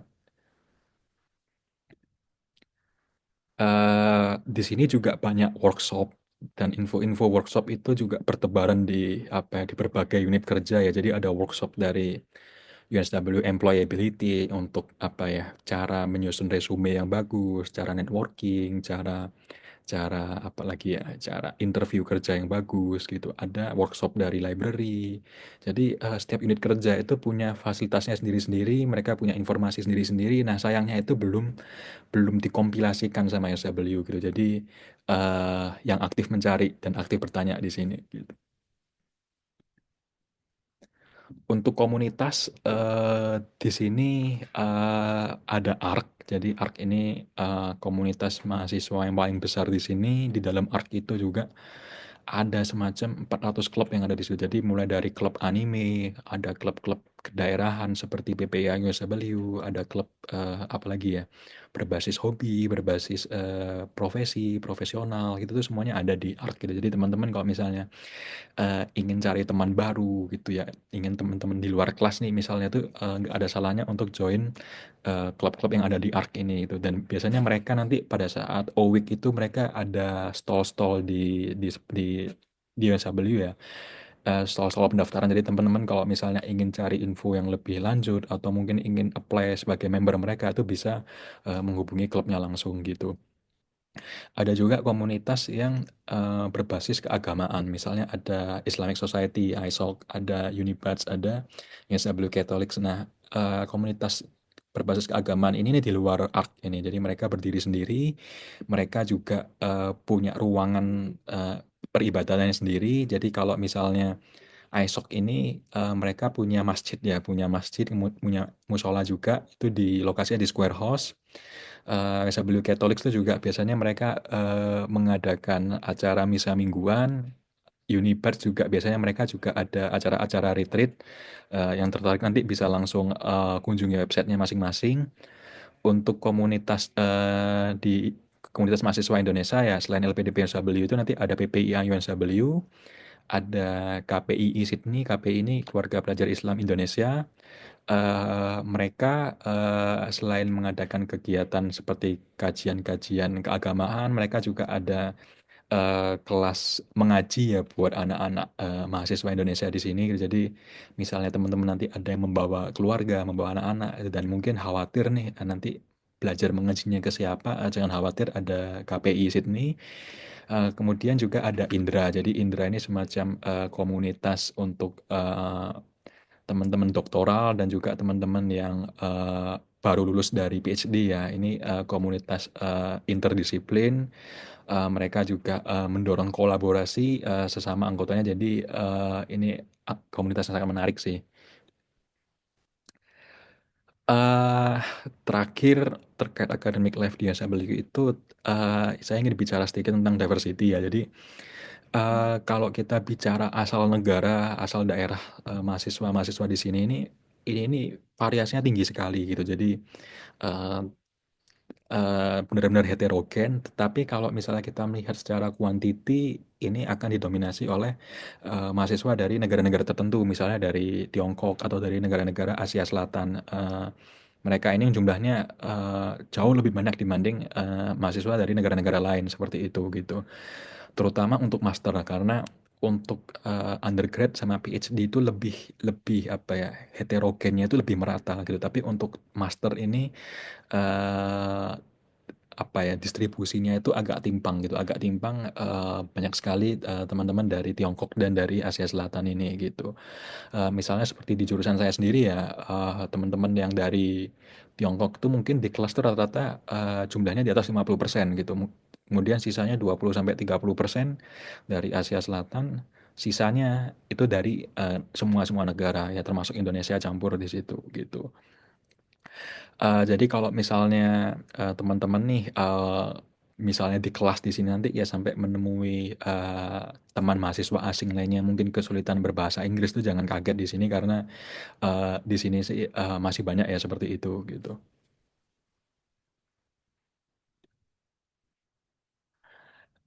Sekarang masuk ke tahap settling in Sydney. Jadi tadi sudah saya jelaskan tentang akademiknya. Sekarang di luar akademiknya seperti apa? Seperti yang saya jelaskan sebelumnya, item pertama yang harus dibeli di sini ini adalah kartu SIM ya. Operator besar di sini ini ada Telstra, ada Optus, dan ada Vodafone. Telstra ini yang paling bagus dan juga yang paling mahal. Saya sendiri pakai anaknya Telstra. Jadi Telstra ini punya semacam anak perusahaan. Saya pakai produknya anak perusahaannya Telstra. Ini belinya di mana? Jadi bisa beli di airport, walaupun harganya agak mahal. Bisa beli di supermarket, bisa beli di kantor Australia Post, atau langsung di provider stores-nya. Jadi masing-masing provider ini mereka biasanya punya store, biasanya di mall atau mungkin di pusat-pusat apa ya? Di CBD itu cukup banyak sih kantor-kantor providernya ini. Untuk public transport, jadi public transport di Sydney ini cakupannya luas, kemana-mana mudah ya selama di lingkungan metropolitan Sydney ini masih mudah sekali. Ada 5 tipe, ada bus, ada light rail, kereta, metro, dan juga ada ferry gitu. Yang paling sering kalian pakai nanti ya bus sama light rail ini. Kemudian nanti pembayarannya seperti apa? Jadi, kita membayarnya bisa pakai kartu Opal, ini kartu khusus ya, bisa dipakai untuk semua tipe, transportasi ini, atau juga bisa, pakai kartu debit atau kredit kalian itu. Yang penting, kartu ini bisa dipakai untuk tap on yang ada, simbol seperti apa, logo seperti WiFi ini gitu. Eee, Pakai 2 kartu ini sebenarnya, sama aja biayanya, nggak lebih murah, nggak lebih mahal. Perbedaannya kalau misalnya kita pakai kartu debit atau kredit itu biasanya di hari pertama itu kita akan ditagih $1, nanti sisanya, ditagihnya itu kurang lebih satu minggu kemudian gitu. Nah, di Sydney ini juga ada daily cap, ada batasan-batasan biayanya. Jadi kalian kemanapun jauh dekat, paling maksimal itu satu hari pengeluarannya itu $18 gitu. Lebih dari itu nggak bisa gitu. Jadi maksimal $18. Daily cap ini kalau pas lagi weekend atau pas lagi public holiday itu jadi $9 gitu. Jadi biasanya teman-teman kalau misalnya mau yang ke tempat-tempat agak jauh nih kayak ke luar Sydney misalnya tuh bisa eh, pas weekend ini gitu. Dan itu semua kalau 1 minggu di total maksimal $50 gitu. Dan ini nggak saya cantumkan di sini ya. Jadi tarif-tarif ini juga sebenarnya ada perbedaan ya antara jam sibuk sama jam non sibuk gitu. Jadi kalau jam sibuk nih misalnya dari jam 8 sampai jam 10 pagi dan jam 4 sampai jam 6 sore itu tarifnya biasanya lebih mahal dibanding jam-jam lainnya. Nah, jaringan Opal ini, kartu Opal ini bisa kalian pakai ke area Sydney Raya, mau ke Blue Mountain juga masih bisa, ke Central Coast sampai ke Newcastle masih bisa, ke Wollongong juga masih bisa. Jadi untuk kota-kota besar yang di sekitar Sydney itu masih bisa menggunakan kartu Opal ini gitu. Tapi kalau misalnya kalian mau ke luar state ya atau ke masih dalam state New South Wales tapi agak jauh kayak ke mana ya misalnya ke Coffs Harbour misalnya itu tuh udah nggak bisa pakai Opal. Jadi kita harus booking transportasinya. Untuk asuransi, eh, asuransi ini kan sudah didaftarkan sama kampus ya, dan nanti kalian juga dapat semacam surat dari provider asuransinya, dari Medibank. Setibanya di sini, nanti kalian bisa aktivasi akun Medibank itu. Ada 3 cara, bisa install aplikasi Medibanknya atau lewat website, atau datang langsung ke kantor Medibank yang ada di Blockhouse gitu. Jadi kalau misalnya kalian mungkin ada pertanyaan-pertanyaan lebih lanjut tentang asuransi ini gitu ya, lebih afdol aktivasinya langsung ke kantor Medibank gitu. Setelah aktivasi nanti kartu Medibanknya itu akan dikirim ke alamat yang didaftarkan itu dalam waktu kurang lebih 7 hari kerja.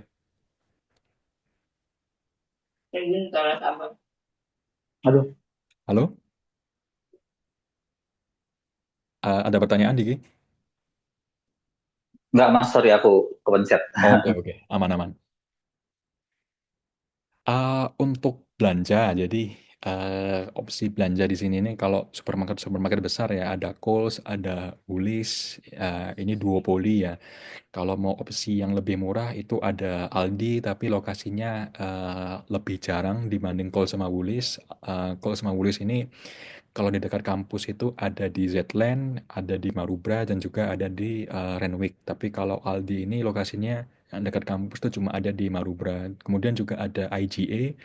IGA ini di kampus ada, di Kingsford juga ada, tapi kalau dari pengamatanku harganya agak lebih mahal gitu. Kemudian juga kalau mau cari fresh produce itu bisa ke Harris Farm gitu. Kalau teman-teman masih ingin mendapatkan opsi yang lebih murah, mungkin bisa di luar supermarket-supermarket ini ya kayak misalnya di Paddy's Market itu ada semacam pasar tradisionalnya di situ gitu. Jadi teman-teman bisa belanja di situ, tapi mereka ada jam-jam tertentu gitu. Jadi kalau misalnya mau cari buah-buahan, mau cari sayuran, sangat disarankan untuk belanjanya itu pas pagi. Untuk halal market, apakah ada penjelasannya di sini? Jadi untuk opsi halal ya sebenarnya ya, opsi halal ini masih cukup mudah dicari di Sydney. Di beberapa supermarket besar ya kayak Coles ini misalnya mereka itu ada pojok daging halalnya juga gitu di situ. Saya sehari-hari kalau beli belanja daging, belanja ayam itu tuh ke Coles yang di Marubra karena mereka punya pojok halal. Selain di Coles Marubra itu juga ada di Coles Zetland. Tapi ini nggak semua supermarket ada ya. Yang setahu saya yang dekat kampus itu ada Coles Marubra sama Coles Zetland. Kalau Woolies saya kurang tahu. Di Aldi sama di IGA itu opsi daging halalnya nggak ada. Selain itu di sekitaran kampus itu juga ada toko-toko Indonesia ya, toko-toko eh, Indo Grocery gitu. Jadi kalau teman-teman mau cari bumbu-bumbu masakan atau mau cari makanan-makanan basah Indo yang halal tuh masih mudah dicari gitu. Nah, ini tadi yang saya maksud. Jadi di dekat kampus saja ya itu sudah ada 3 toko Indo gitu. Jadi ada White Lotus, ada Renwick Oriental, sama ada Kingsford Indonesia gitu. Yang di sebelah kanan yang Kingsford Indonesia misalnya ya mereka tuh setiap hari Sabtu sama Minggu tuh jual makanan-makanan basah gitu kayak misalnya gado-gado, ketoprak, gudeg gitu, martabak, onde-onde, kue-kue basah itu juga ada gitu. Jadi eh, makanya ini yang mungkin mempermudah adaptasi saya di Sydney ya karena mencari makanan Indonesia itu masih sangat mudah di sini gitu. Jadi mau cari bumbu-bumbu nih kayak sambal atau apa ya daun jeruk, keluak itu tuh masih mudah sih dicari di toko-toko ini gitu. Jadi jangan khawatir. Resto Indo juga di ini di sepanjang Anzac Parade aja itu sudah ada 6 yang itu juga ini halal semua. Daging-daging halal selain di Coles sama Woolies itu juga ada yang khusus benar-benar khusus itu di BSMG Store itu di East Lakes. Ada juga di Fatan itu di lokasinya di Mascot gitu.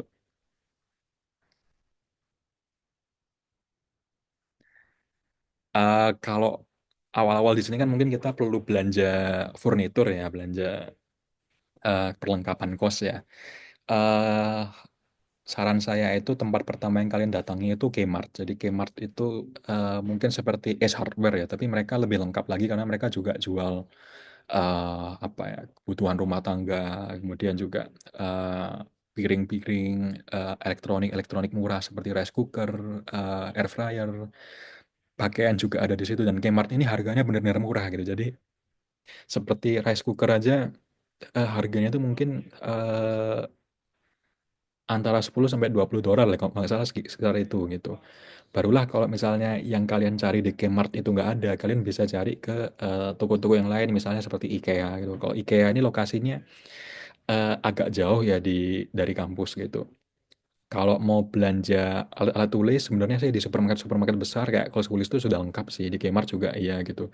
Tapi kalau mau yang lebih spesifik lagi itu ada di Officeworks, itu paling dekat sama kampus ada di Bondi sama di Alexandria. Mau cetak-cetak dokumen juga ya, jilid dokumen, mau cetak banner itu juga bisa di Officeworks ini.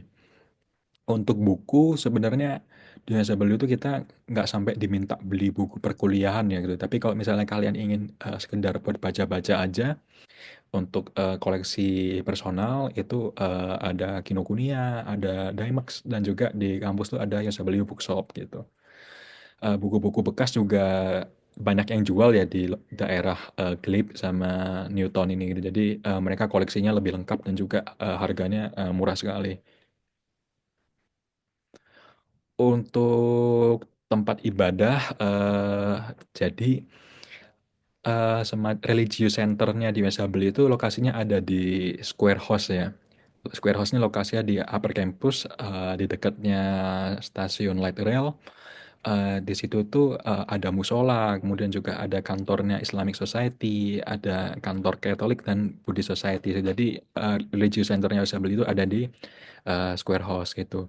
Kemudian nanti bagi yang mau Jumatan, setiap hari Jumat jam 1 itu sepanjang tahun jadwalnya nggak berubah-ubah. Sholat Jumatnya itu ada di fitness center di lapangan basket di lantai 1 gitu. Jadi sepanjang tahun lokasinya nggak berubah selalu di situ. Kalau misalnya lokasinya lagi di upper campus ya kan agak agak jauh nih gitu ya. Itu juga ada musola di gedung Biological Science di situ gitu. Tapi ini musolanya kalau nggak salah maksimal lu jam 6 tuh sudah tutup nggak bisa diakses. Tapi kalau untuk yang di Square House itu sampai jam 10 malam masih bisa diakses. Selain di buat teman-teman muslim ya, selain di musola-musola ini misalnya kalian ingin sholat, kalian juga bisa cari kelas-kelas yang kosong. Jadi kan di Wasabli itu kan ruangan-ruangan kelas itu kan nggak dipakai sepanjang hari ya, ada beberapa ruangan-ruangan kelas yang kosong. Jadi kalian bisa sholat di kelas-kelas yang kosong dulu gitu. Kalau misalnya mau ke Square House atau ke Biological Science terlalu jauh. Sama satu lagi, Islamic Society mereka juga menggelar sholat Id ya. Jadi mungkin nanti sebentar lagi kalian akan sholat Idul Adha ya. Itu biasanya sih diselenggarakannya di Roundhouse di dekat Square House. Jadi kalian jangan khawatir nanti biasanya sholat itu juga masih ada di kampus.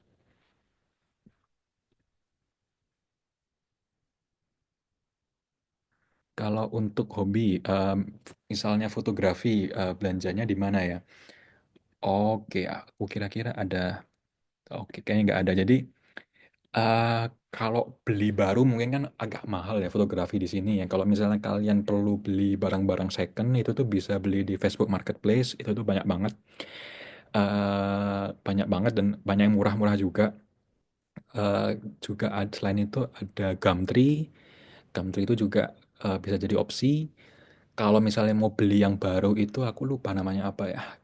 Di CBD itu ada yang namanya George kalau nggak salah. Itu memang spesialis produk-produk kamera di situ, produk-produk fotografi.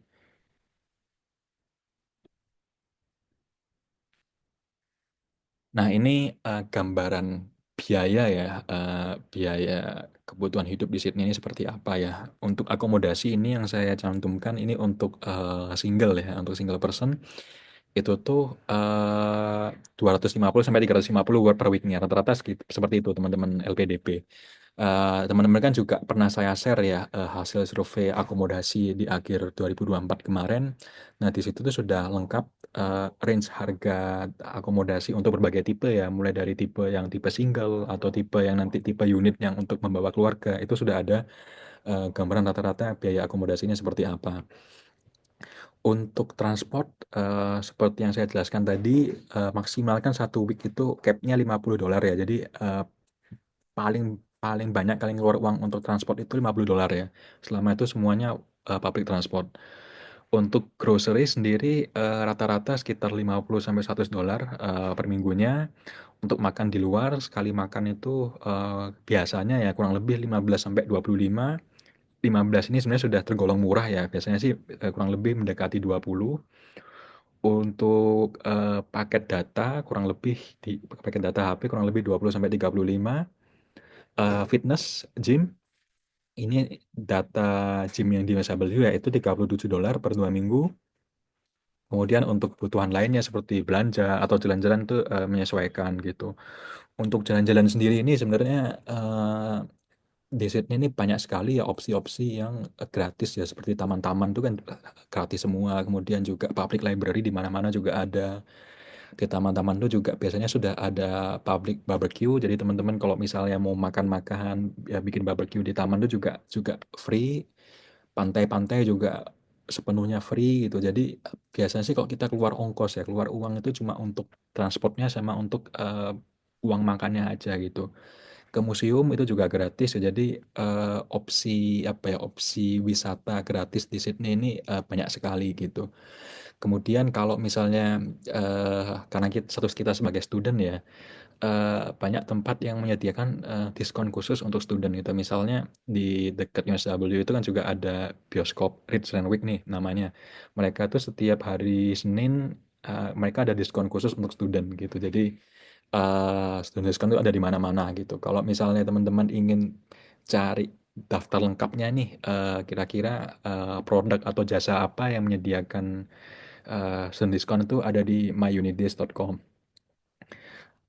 Tips-tips berhemat, tadi, seperti saya jelaskan sebelumnya ada Food Hub, kemudian juga, kalau mau belanja groceries mungkin bisa di, pasar tradisional Sydney seperti di Paddy's Market atau di Flemington, tapi Flemington agak jauh sih. Eee, Beli barang-barang second hand juga ada di Finish, ada di Salvation Army Shops, ada juga, aplikasi di HP namanya Half Price App. Jadi supermarket-supermarket seperti Coles sama Woolies itu kan mereka biasanya ada hari-hari tertentu di mana produk-produknya tuh diskon 50% nih biasanya ya, kayak, produk-produk skincare atau makanan gitu tuh. Nah, agar kalian bisa memonitor apa ya, update mana aja nih yang diskon tuh bisa dimonitor di Half Price App ini gitu. Kemudian juga ini mungkin, salah satu, culture shock saya yang pertama di Sydney ini, di sini ini, sering ada namanya street bounty gitu. Jadi orang-orang yang mungkin, lagi pindahan gitu ya, mereka yang mau pindah ke tempat yang agak jauh gitu. Barang-barang personal mereka itu ya mereka taruh di pinggir jalan, udah mereka tinggalkan aja, bebas ini orang-orang mau mengambil itu udah bebas, free gitu. Jadi dan ini barang-barang juga banyak yang masih bagus biasanya. Ada teman yang pernah dapat sepeda, ada yang pernah dapat seperti apa ya, vacuum cleaner, ada yang dapat buku-buku bagus. Jadi kalau misalnya ada, melihat street bounty ini, ya kita jangan malu ya kalau misalnya kita memang ada yang dirasa bagus dan dirasa butuh, ya ambil aja itu. Ini, nggak masalah memang. Ini, yang mau terakhir. Jadi, eee, di slide terakhir ini mungkin ada tambahan tips lagi dari saya. Jadi untuk tips akademik ini, karena kampus kita ini menerapkan sistem trimester, kita ini kuliah cuma 10 minggu ya, jadi, progresnya nggak kerasa begitu cepat sekali. Kalau misalnya ada tugas, jangan ditunda-tunda, segera dikerjakan itu karena, di sini ini di minggu-minggu terakhir ya, even manajemen waktu kita bagus, di minggu-minggu terakhir itu akan terasa padat sekali gitu. Kemudian, eee, untuk teman-teman master ya, dalam memilih mata kuliah itu, jangan ragu untuk bertanya ke senior di sini atau mungkin ke apa ya, ke teman-teman asosiasi jurusan yang ada di sini. Karena dari mereka tuh biasanya ada tips-tips yang bagus nih, misalnya ada mata kuliah yang benar-benar direkomendasikan, ada mata kuliah yang mungkin dirasa kurang cocok nih untuk diambil bagi mahasiswa di tahun pertama gitu. Jadi, misalnya kalian, ingin mengatur strategi pemilihan mata kuliah ini bisa konsultasi sama, teman-teman yang senior gitu. Jadi, teman-teman juga bisa tanya ke saya, mungkin nanti bisa saya hubungkan sama teman-teman LPDP lain yang satu jurusan nanti bisa bisa diskusi lebih lanjut gitu. Eee, Antisipasi juga, apa ya, potensi-potensi kesulitan di dalam group assignment itu. Karena kan, group assignment ini gimana ya, beda dengan di Indo ya. Mungkin di Indo kita, secara kultur masih mirip-mirip ya, tapi ketika di sini ini dalam satu kelompok mungkin kita bisa, menemui berbagai tipe kultur yang benar-benar berbeda gitu. Jadi, nggak ada salahnya teman-teman itu, eee, kalau saya ya, tips saya dalam menghadapi group assignment ini saya langsung tarik orang-orang yang kira-kira, potensinya bagus gitu, orang-orang yang kelihatan aktif di kelas itu langsung saya rekrut gitu, cepet-cepet, saya masukkan ke group assignment gitu dan mereka, eee, biasanya sih kalau kita ajak duluan tuh mereka malah seneng gitu. Jangan sampai kita, asal ngerekrut orang atau mungkin kita nggak masuk kelas ya, jadi kita kurang kenal sama group assignment, teman-teman satu grup kita dan akhirnya, group assignment-nya ini jadi kacau gitu. Karena dari cerita-cerita dan pengalaman-pengalaman teman-teman di sini ya, yang paling bermasalah itu biasanya di group assignment, bukan di individual assignment. Salah satu masalah besar ya, misalnya ya, kalau boleh share lagi, di USW itu kan aturan penggunaan AI itu cukup ketat ya, dan di dalam group assignment ini biasanya kita bagi-bagi tugas tuh, ada si A misalnya yang mengejarkan, bagian, bab 1, bab 2, bab 3 gitu. Nah, bisa jadi si A ini mungkin kalau dia mungkin lagi malas malas ngerjakan ya, dia full mengandalkan AI gitu. Dan ketika disubmit ya udah teman-teman yang lain mungkin mereka effortnya bagus, tapi gara-gara si A ini akhirnya nilas titik rusak susu sebelanga gitu. Jadi mungkin seperti itu ya gambaran-gambaran risiko dari group assignment, teman-teman lebih aware lagi. Maintain good relations juga sama supervisor, sama dosen-dosen kalian gitu, karena nanti biasanya dari supervisor dan dosen-dosen inilah nanti teman-teman bisa dapat rekomendasi kerja atau mungkin bisa jadi possible partner ya. Misalnya bagi teman-teman S2 nih, ada rencana mau lanjut S3 lagi, barangkali nanti bisa dosen di kelasnya yang jadi supervisornya nanti. Jadi ini benar-benar bagus ya, karena ketika kita punya hubungan yang baik dengan supervisor atau dengan lecturer di sini, kita ini kayak eh, proses perkuliahan kita dilancarkan, dan kadang dia dapat rezeki yang nggak diduga-duga gitu. Kayak ada beberapa teman yang mungkin tahu-tahu dikasih tawaran internship, dikasih tawaran bekerja gitu. Jadi ini sangat disarankan sih untuk menjalin hubungan yang baik dengan staf-staf akademik. Untuk tips non akademik, pertama teman-teman jangan ragu untuk bertanya ya. Jadi kalau menurut saya sih malah nggak ada pertanyaan yang terlalu sepele untuk ditanyakan. Kalau misalnya teman-teman ada yang ragu atau mungkin ada yang benar-benar sesuatu yang dikhawatirkan, jangan ragu untuk bertanya gitu. Untuk teman-teman LPDP, teman-teman bisa bertanya ke sesama jurusannya atau seangkatannya, atau bisa juga bertanya sama lurahnya gitu. Jadi insya Allah teman-teman LPDP ini di Yosabel itu mereka semua kompak-kompak, jadi jangan ragu untuk bertanya dan jangan ragu untuk meminta pertolongan gitu. Jadi mungkin itu sih presentasi dari saya. Eh, Kalau misalnya teman-teman ada pertanyaan atau mungkin ada seperti Mbak Tami tadi sudah pernah di sini mau kasih tips-tips tambahan, dipersilahkan.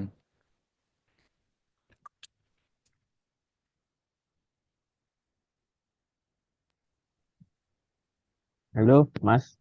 Ya, Mau nanya, Mas. Dendra, Mas. ya, Nah, sorry, dari tadi saya baru nanya nih, soal kan nyimak dulu. Saya mau perhatiin dulu, cuman mau balik yang ke awal-awal mengenai akomodasi, Mas. Nah, oke. terutama kalau misalnya nanti saya mungkin ada rencana kayak mau bawa keluarga gitu. Hmm, Nah, kalau saya kan eh, pertama-tama emang pasti sendiri dulu tuh. Nah, ya, saya lihat kalau lagi cari akomodasi itu rata-rata untuk single atau couple. Nah, kalau misalnya untuk keluarga itu biasanya kita harus cari kayak misalnya harus ada keterangan children allow atau misalnya eh, cuma apa tuh hanya buat harus cari yang ada keterangannya buat keluarga. Nah, itu carinya ada tips nggak Mas?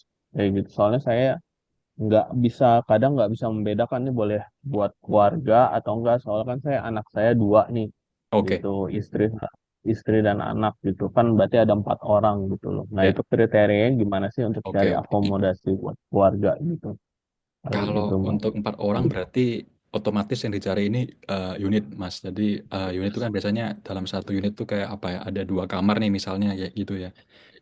Langsung otomatis Mm-mm. cari itu gitu. Dan unit-unit ini ya memang mereka apa ya? Untuk keluarga ya. Jadi sebenarnya sih nggak perlu cari yang keterangan khusus untuk keluarga, nggak perlu gitu. Kalau misalnya Mas cari yang versi unit ini memang otomatis bisa untuk keluarga seperti itu sih, Mas. Gitu. Oh gitu. Oke. Dan itu biasanya apa harganya pasti ya udah jauh beda kan dari yang misalnya Betul, dua dua kamar berarti mungkin aja sekali dua gitu ya jadi bayar 2 kamar kayak gitu betul. Jadi misalnya kayak gitu ya. harganya sih bisa bisa di atas 500 ya, 500 sampai 700 range-nya seperti itu gitu. Hmm, oke oke oke. Hmm. Ini tadi ada yang Hmm. raise hand ya. Oh, Mas Rizky? Iya Mas, saya mau nanya soal teknis atau mekanisme pengurangan bond itu nanti seperti apa ya Mas? Mungkin Mas Fahri ada pengalaman sendiri atau mungkin teman-teman eh, Mas Mbak yang udah di sini dan kira-kira itu kayak pengurangan bondnya apakah juga perlu dimasukkan ke kontrak ya Mas? Kalau misalkan belum ada pasal Pengurang yang membahas itu. pengurangan bond itu gimana maksudnya? Kayak misalkan tiba-tiba kita bayar kan Mas ya, bond Hmm, di awal. Terus ada sesuatu yang mungkin lecet atau apa sehingga landlord itu mengenakan kita pengurangan bond. Nah itu kira-kira kan kalau misalkan kita nggak tahu hitungannya seperti apa, kayak apakah ah, berapa persen atau apa itu kan nanti juga takutnya mungkin masuk ke kategori scam atau apa ya Mas. Kayak kita kan oke, juga nggak terlalu tahu gitu Mas. Nah itu oke, masuknya apakah perlu masuk ke pasal di kontrak gitu Mas barangkali. oke. Ini bagus pertanyaan. Jadi akomodasi ini itu akomodasi yang dikelola landlord apa atau agent atau agent gitu? Landlord Mas. Landlord ya. Sudah kena pengurangan itu nggak? Belum. Oh belum di sini kan? Oke oke. Ya. Jadi secara hukum nih ya di sini ini untuk bond itu nggak dipegang sama landlord sebenarnya nggak dipegang sama agent ya, tapi bond itu didepositkan di semacam lembaga lembaga provinsi yang ada di sini ya, lembaga New South Wales di sini ya. Dan itu bond yang didepositkan ke landlord atau ke agent tuh nanti bisa dimonitor di situ gitu. Kalau misalnya nanti agent mau ngambil bond di situ gitu untuk keperluan sesuatu nanti bisa dilihat oh ternyata berkurang gitu dan nanti agent juga harus menyampaikan ke semacam lembaga ini penggunaannya untuk apa gitu. Jadi nanti bisa sama-sama dimonitor oleh oleh tenant dan juga oleh landlordnya gitu.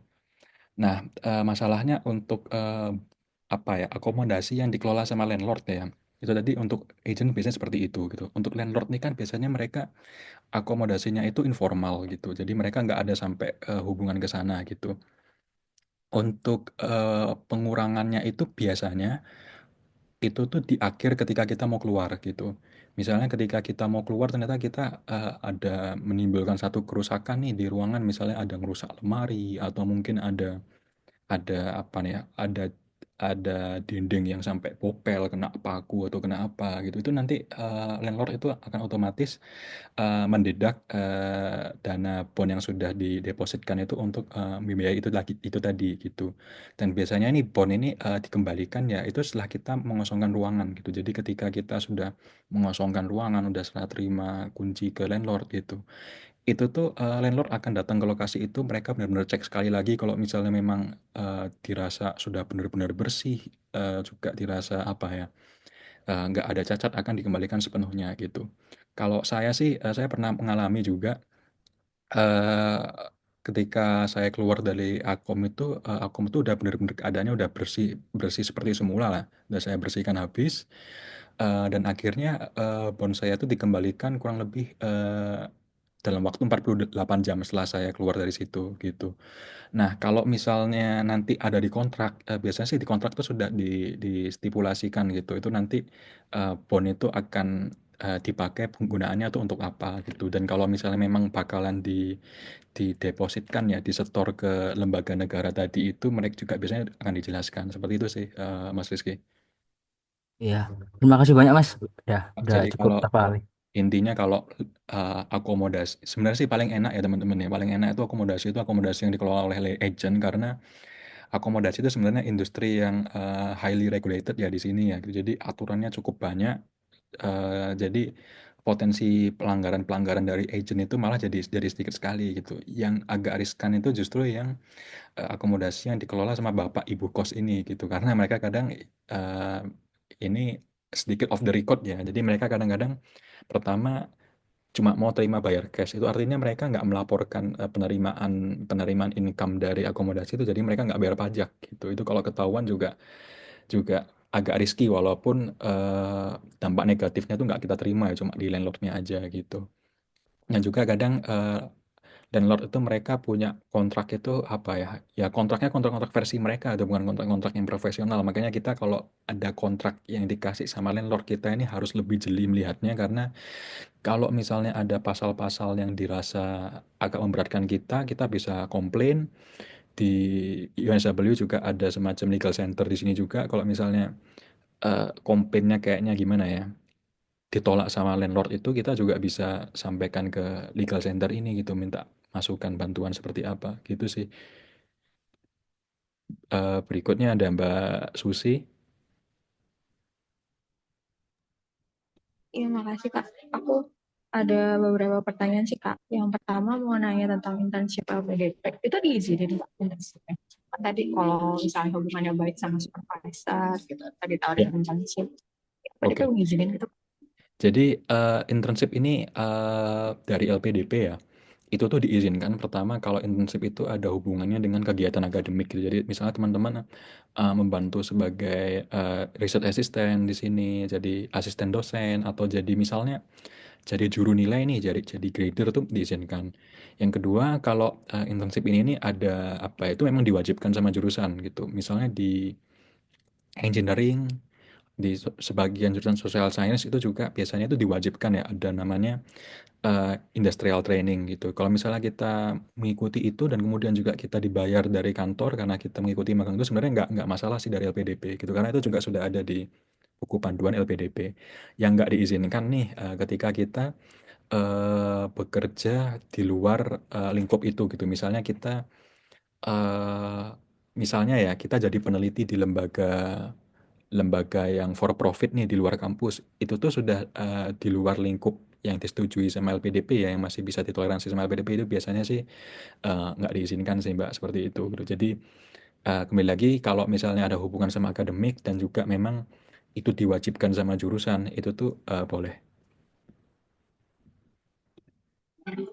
Ya Kak, lanjut pertanyaan selanjutnya ya Kak. Mm-mm. Nah, untuk itu kan kalau pekerjaannya yang memang studentnya, kalau untuk yang pasangan gitu Kak, itu rekomendasinya jadinya kalau gimana ya Kak? Maaf agak kurang keras pertanyaan barusan.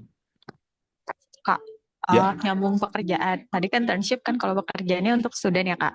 Mm-mm. Mm-mm. Kalau untuk nyari part time gitu, untuk pasangan, itu bisa cari infonya di mana ya Kak rekomendasinya?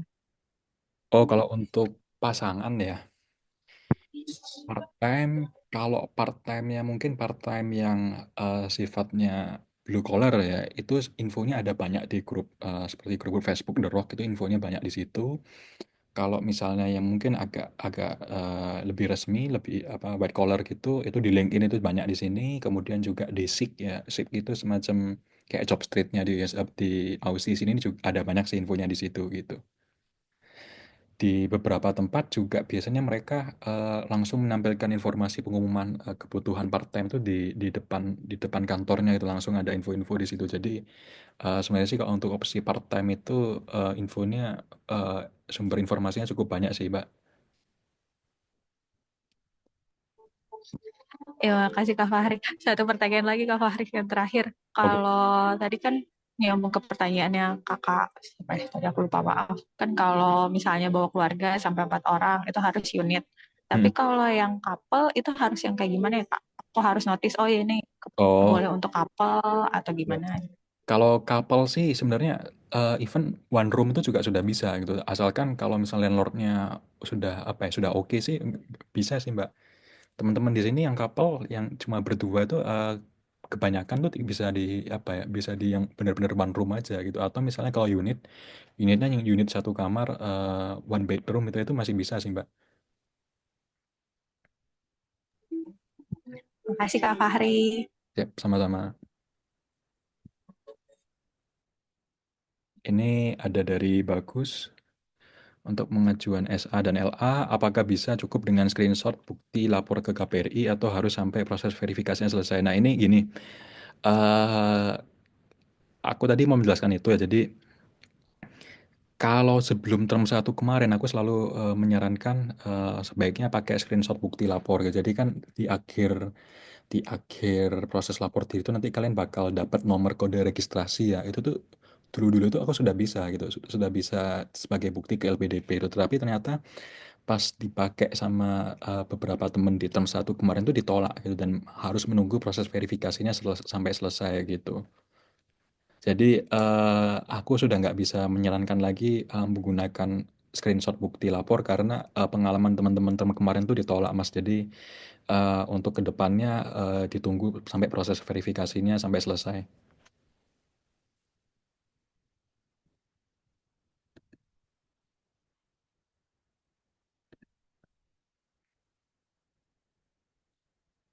Ini juga saya sebenarnya masih nyusun semacam buku panduan. Jadi buku panduan ini kayak versi buku dari pre-departure webinar ini dan juga info-info lainnya. Ya mudah-mudahan sih dalam satu sampai 2 hari ke depan sudah bisa rilis. Jadi teman-teman bisa dapat info yang lebih detail lagi di situ gitu.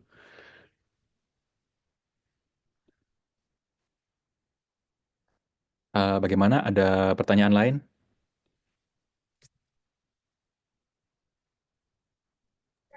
Kak, boleh tanya lagi?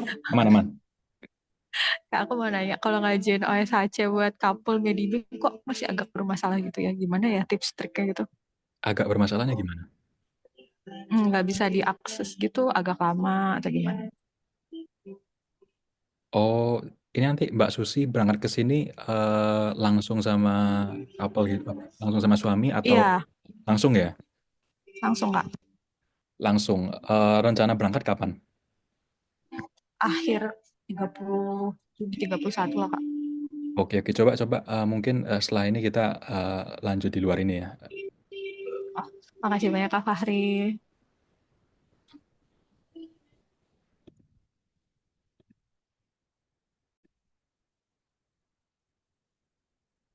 Jadi nanti kalau misalnya teman-teman ada pertanyaan yang mungkin sifatnya agak personal atau apa, bisa langsung ditanyakan ke saya setelah Zoom ini selesai.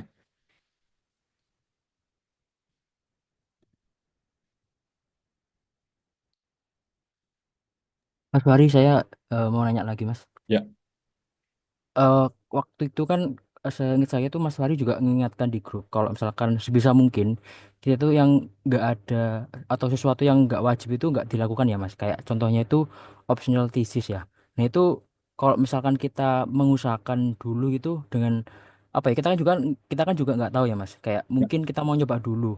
Hmm, Nah tapi itu kayaknya bijaknya seperti apa ya Mas buat menyikapi itu kayak kita tuh sebenarnya daftar program yang nggak ada kewajiban buat thesis karena kan by coursework. Nah, ya. tapi kita ngeplan nih Mas kayak ke depan kayaknya kita butuh thesis buat misal lanjut PhD atau mungkin kerja di research center atau apa gitu kan Mas. Nah, itu kan juga sebaiknya juga punya pengalaman riset. Ya. Nah, itu gimana Mas enaknya? Kak, sebaiknya kayak gimana Mas menyikapinya? Kalau dari aku ya, jadi biasanya kan tesis di sini ini untuk yang master itu prosesnya 1 tahun. Ini yang full tesis ya, tes 1 tahun, tapi bisa prosesnya tuh dipercepat, Mas. Jadi dipercepat tuh cuma selesai dalam waktu 2 term misalnya gitu. Kalau misalnya kita memang ingin mengambil tesis dan memang butuh gitu, ya udah ambil aja gitu. Tapi sebaiknya kita, kalau saranku ya untuk mencegah mungkin sesuatu yang nggak diinginkan di kemudian hari, langsung ambil opsi yang optimis, misalnya bisa diselesaikan dalam 2 term gitu. Jadi kalau misalnya nih ternyata dalam 2 term itu nggak bisa finish, masih ada 1 term lagi untuk menyelesaikan kayak gitu. Kalau misalnya kalian mungkin ambil yang progresnya masih yang apa ya, yang reguler, yang progres 3 term ya, khawatirnya ketika 3 term ini nggak selesai, otomatis kalian akan membutuhkan tambahan 1 term lagi kan. Nah, tambahan 1 term lagi nanti dari LPDP itu akan verifikasinya selain ke Awardi, selain ke Lurah juga ke pihak UNSW gitu. Dan nanti ketika dari UNSW menjelaskan ternyata kurikulum ini sebenarnya adalah kurikulum yang tidak wajib gitu. Ternyata Awardi ini sebenarnya juga mempunyai opsi untuk mengambil versi yang non tesis, itu dari LPDP akan eh, sulit sekali untuk menyetujui perpanjangan ini gitu sih. Kecuali perpanjangan-perpanjangan ini disebabkan misalnya ada perubahan kurikulum, misalnya ternyata kalian masuk di 2025, 2026 ada peraturan baru, kalian harus mengambil course-course tertentu tambahan untuk lulus, dan ternyata gara-gara itu kalian membutuhkan tambahan waktu. Nah, itu sebenarnya sih masih bisa dimohonkan untuk tambahan waktu ke LPDP. Tapi kalau untuk sesuatu yang apa ya, asalnya dari pilihan kita sendiri, itu yang benar-benar sulit sih Mas untuk di apa ya, di justifikasi ke LPDP. Iya. Jadi secara prinsip itu sebisa mungkin kalau misalkan kita ingin mengambil tesis tapi nggak sampai yang menambah studi ya Mas ya durasinya Ya, gitu. betul. Oh iya, terima kasih Mas. Yang agak beresiko itu yang ini ya, eh, di engineering itu banyak yang ambil tesis dan sejauh ini saya melihat sih aman-aman aja. Banyak yang malah selesai lebih cepat karena di engineering itu kan prosesnya lumayan straightforward ya, nggak membutuhkan etik dan lain-lain. Yang agak agak berisiko itu di rumpun sosial dan di rumpun kesehatan yang prosesnya lebih panjang biasanya ada butuh aplikasi etik itu tuh yang biasanya menjadi apa ya jadi kritikal di situ gitu. Terima kasih, Mas. Tadi Mas Nadendra sempat ini ya raise hand ya. Ya, iya Mas, sorry mau nanya lagi. Mau nanya ada dua pertanyaan.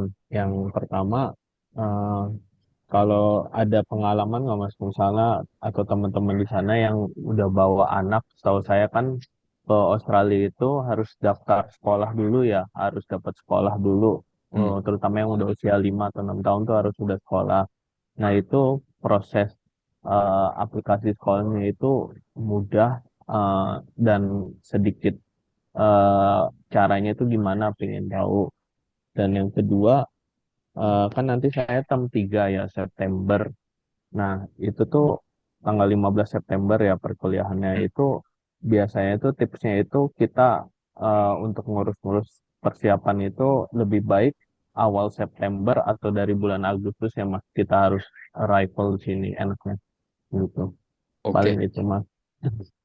aku jawab pertanyaan yang kedua dulu. Jadi karena aku juga sama-sama mulai di September dulu, waktu itu aku mencari akomodasi itu dari akhir Juli ya. Dari akhir Juli eh, itu cari tiap hari dan akhirnya sampai dapet di sekitaran tanggal 5 Agustus. Dan akhirnya kuliah itu kan kalau nggak salah mulai sekitar tanggal 11-12 September waktu itu. Aku tiba di Sydney itu tanggal 31. Jadi misalnya nih kuliah mulai hari Senin, aku tiba itu hari Rabu sekitar hari Kamis 2 minggu sebelumnya gitu. Itu kurang lebih timelinenya seperti itu sih Mas. Oh, iya. Thank you, Nah, thank kalau you. untuk pendaftaran sekolah, jadi pendaftaran sekolah ini kan di sini sistemnya sistem zonasi. Kita mendaftarkan itu sesuai dengan lokasi sekolah yang dekat sama akomodasi kita gitu. Nah, teman-teman kan karena Mas nanti kan membawa anak ini ya, dan Mas juga jenjangnya master, untuk biaya pendidikannya itu nanti bayar sendiri. Kecuali kalau untuk Iya. PhD kan dibayar ya, dibayar sama gratis ya gitu ya. Hmm, hmm, hmm. eh Nanti mulai aplikasi untuk anak itu dimulai pas lagi di Indonesia karena kan itu juga bagian dari condition visa ya juga sudah ada mulai apa ya sekolah anak nanti di mana gitu. Kemudian juga sebaiknya akomodasinya itu dari awal juga akomodasi yang dari agent ya karena dari agent itu nanti sudah jelas ada rental ledgernya ada bukti alamat tinggalnya karena kalau kita misalnya kita akomodasi yang sifatnya landlord ya, bapak kos ibu kos biasa gitu yang informal itu tuh mereka nggak bisa menerbitkan bukti tinggal akomodasi yang bisa diterima sama sekolah gitu. Jadi eh Oh, saranku sih cari oke, akomodasi oke. yang tipenya agent dari awal. Untuk pendaftaran Oh, sih oke. Mas sudah kunjungi websitenya RTP belum? Ya, udah sempat Udah kan? lihat-lihat sih. Udah Ya, udah oke. tahu sih info-info. Jadi Dan ya itu kan saya mungkin bisa lihat biayanya juga berapa. Terus saya lihat itu bisa dicicil dulu 6 bulan kalau nggak salah gitu. Kan bayarnya itu 1 tahun ya biayanya. Nah itu bisa dibayar dulu 6 bulan gitu. Mungkin yang agak ini spotnya itu pasti dapat atau enggak gitu loh. Takutnya rame atau susah dapatnya gitu.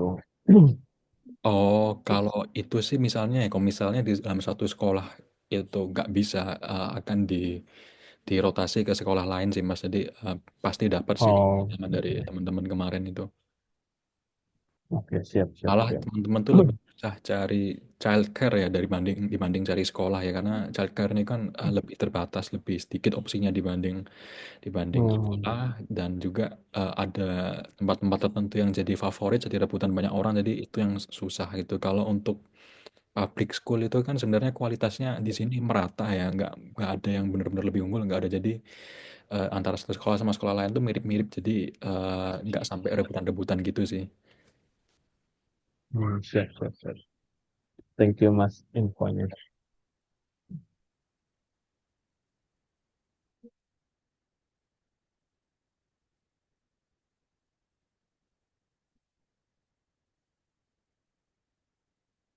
Mau cerita apa lagi ya?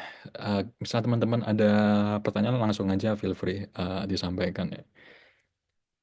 Hmm,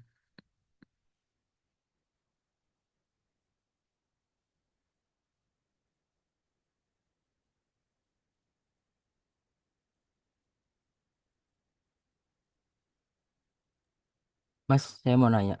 Ini ya, kan berhubung di slide yang apa form declaration. Nah itu kalau misalnya kita bawa bumbu-bumbu itu masuknya ke kategori mana Mas ya? ke nomor Kayak 7. nomor 7.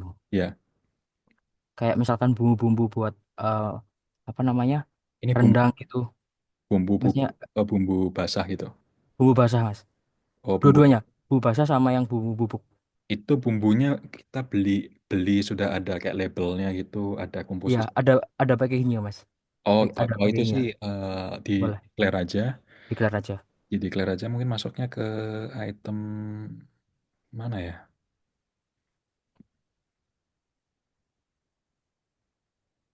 Item 7 sih. 7. Ya, 7 kalau atau kalau misalnya ada komposisi dari sayuran atau buah-buahan ya nomor 6 juga.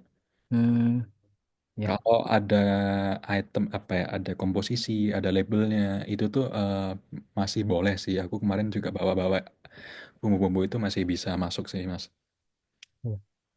Kalau misalkan obat-obatan itu harus kayak diperhatikan nggak Mas? Kayak ya tadi mungkin antibiotik ya Mas, harus ada resep dokter gitu. Harus ada Terus resepnya gitu. terus harus ini Mas ya, harus ada translate-nya gitu ke Iya, Inggris. ada. Oh, iya. Terima kasih Mas. Siap.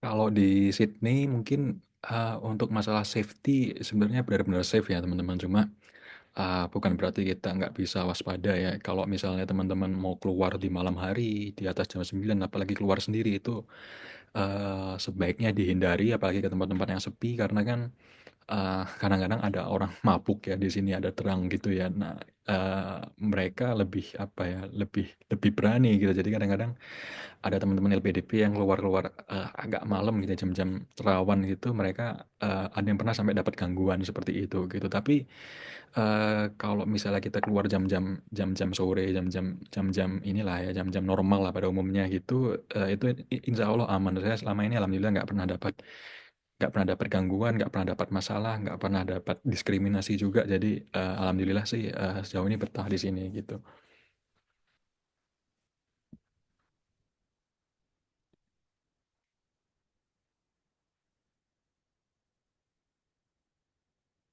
Oke, Mbak Susi. Pak Fahri, kalau misalnya aku yang nge-lab gitu kan, nge-lab kan kayak ada shift-shiftannya gitu, terus harus pulangnya agak malam atau menuju malam, itu gimana ya? Entah keamanannya ataupun transportasinya gitu. Ya, kalau di transportasi di atas jam 10 malam itu sudah mulai jarang. Tetapi tetap masih ada. Kalau nggak salah sampai jam jam 12, jam 1 tuh paling malam jam segitu ya. Kalau di transportasi masih ada, kemudian juga biasanya di transportasi publik ini safe ya, karena kan juga ada drivernya, ada yang bertanggung jawab di situ. Kalau ada masalah bisa apa ya, bisa dilaporkan gitu. Kalau misalnya di luar transportasi publik ini gitu, kalau misalnya kita eh, lokasi lab sama akomodasi mungkin cukup dekat nih ya, misalnya labnya di SW, kemudian akomodasinya di Kingsport, mungkin masih dekat lah, jalan nggak begitu jauh ya. Tapi mungkin yang agak riskan tuh kok misalnya akomodasinya agak jauh gitu, dan kita jalannya agak agak jauh, dan ada beberapa daerah rawan juga di sini, misalnya daerah-daerah kayak kayak Redfern nih, misalnya di Redfern tuh kan banyak banyak apa ya, kayak ada red districtnya juga di sana ya, itu lebih lebih hati-hati sih Mbak. Kalau misalnya merasa nggak safe, saranku sih cari teman bareng atau mungkin kalau misalnya di lingkungan kampus pun masih merasa nggak safe itu bisa ada security yang escort juga. Makasih, Kak.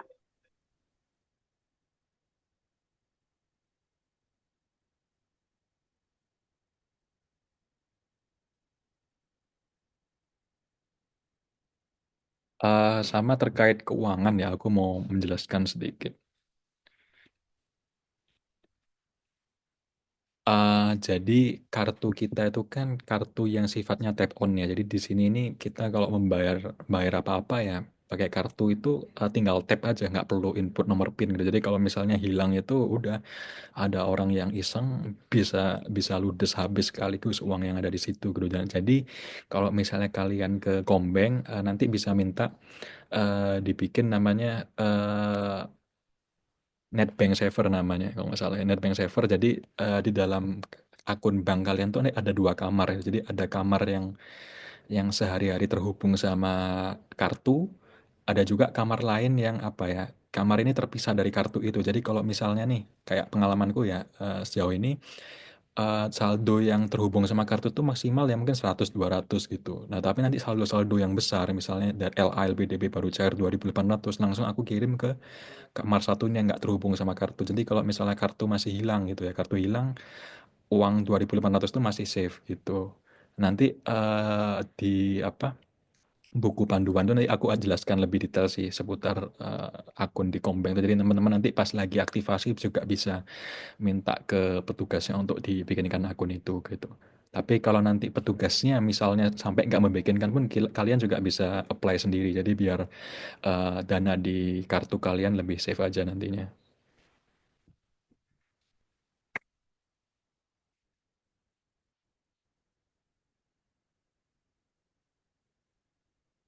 Oke, mungkin kalau nggak ada lagi, karena jam booking saya juga hampir habis nih, sih jam 6 ya.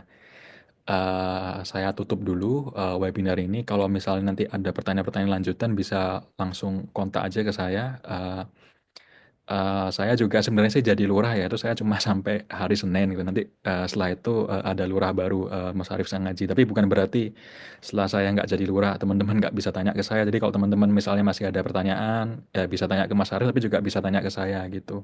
Mungkin kalau misalnya soal-soal LPDP lebih baik ke Mas Arief ya, karena Mas Arief kan eh, yang lebih punya authority ya di situ. Tapi kalau misalnya ada pertanyaan-pertanyaan yang lebih ya misalnya terkait sosial di sini atau mungkin terkait akademik itu juga bisa ditanyakan ke saya. Insya Allah saya juga masih bisa bantu. Seperti itu teman-teman. Ini recordingnya juga ada. Jadi kalau misalnya teman-teman mau nge-review lagi, nanti akan saya upload di YouTube. Demikian dari saya. Terima kasih. Semoga nanti perjalanan teman-teman ke sini dilancarkan dan juga proses adaptasinya selama di Sydney dimudahkan. Demikian dari saya. Assalamualaikum warahmatullahi wabarakatuh. Waalaikumsalam warahmatullahi wabarakatuh. Waalaikumsalam. Terima kasih, Mas. Terima kasih, Mas. Terima kasih, Mas.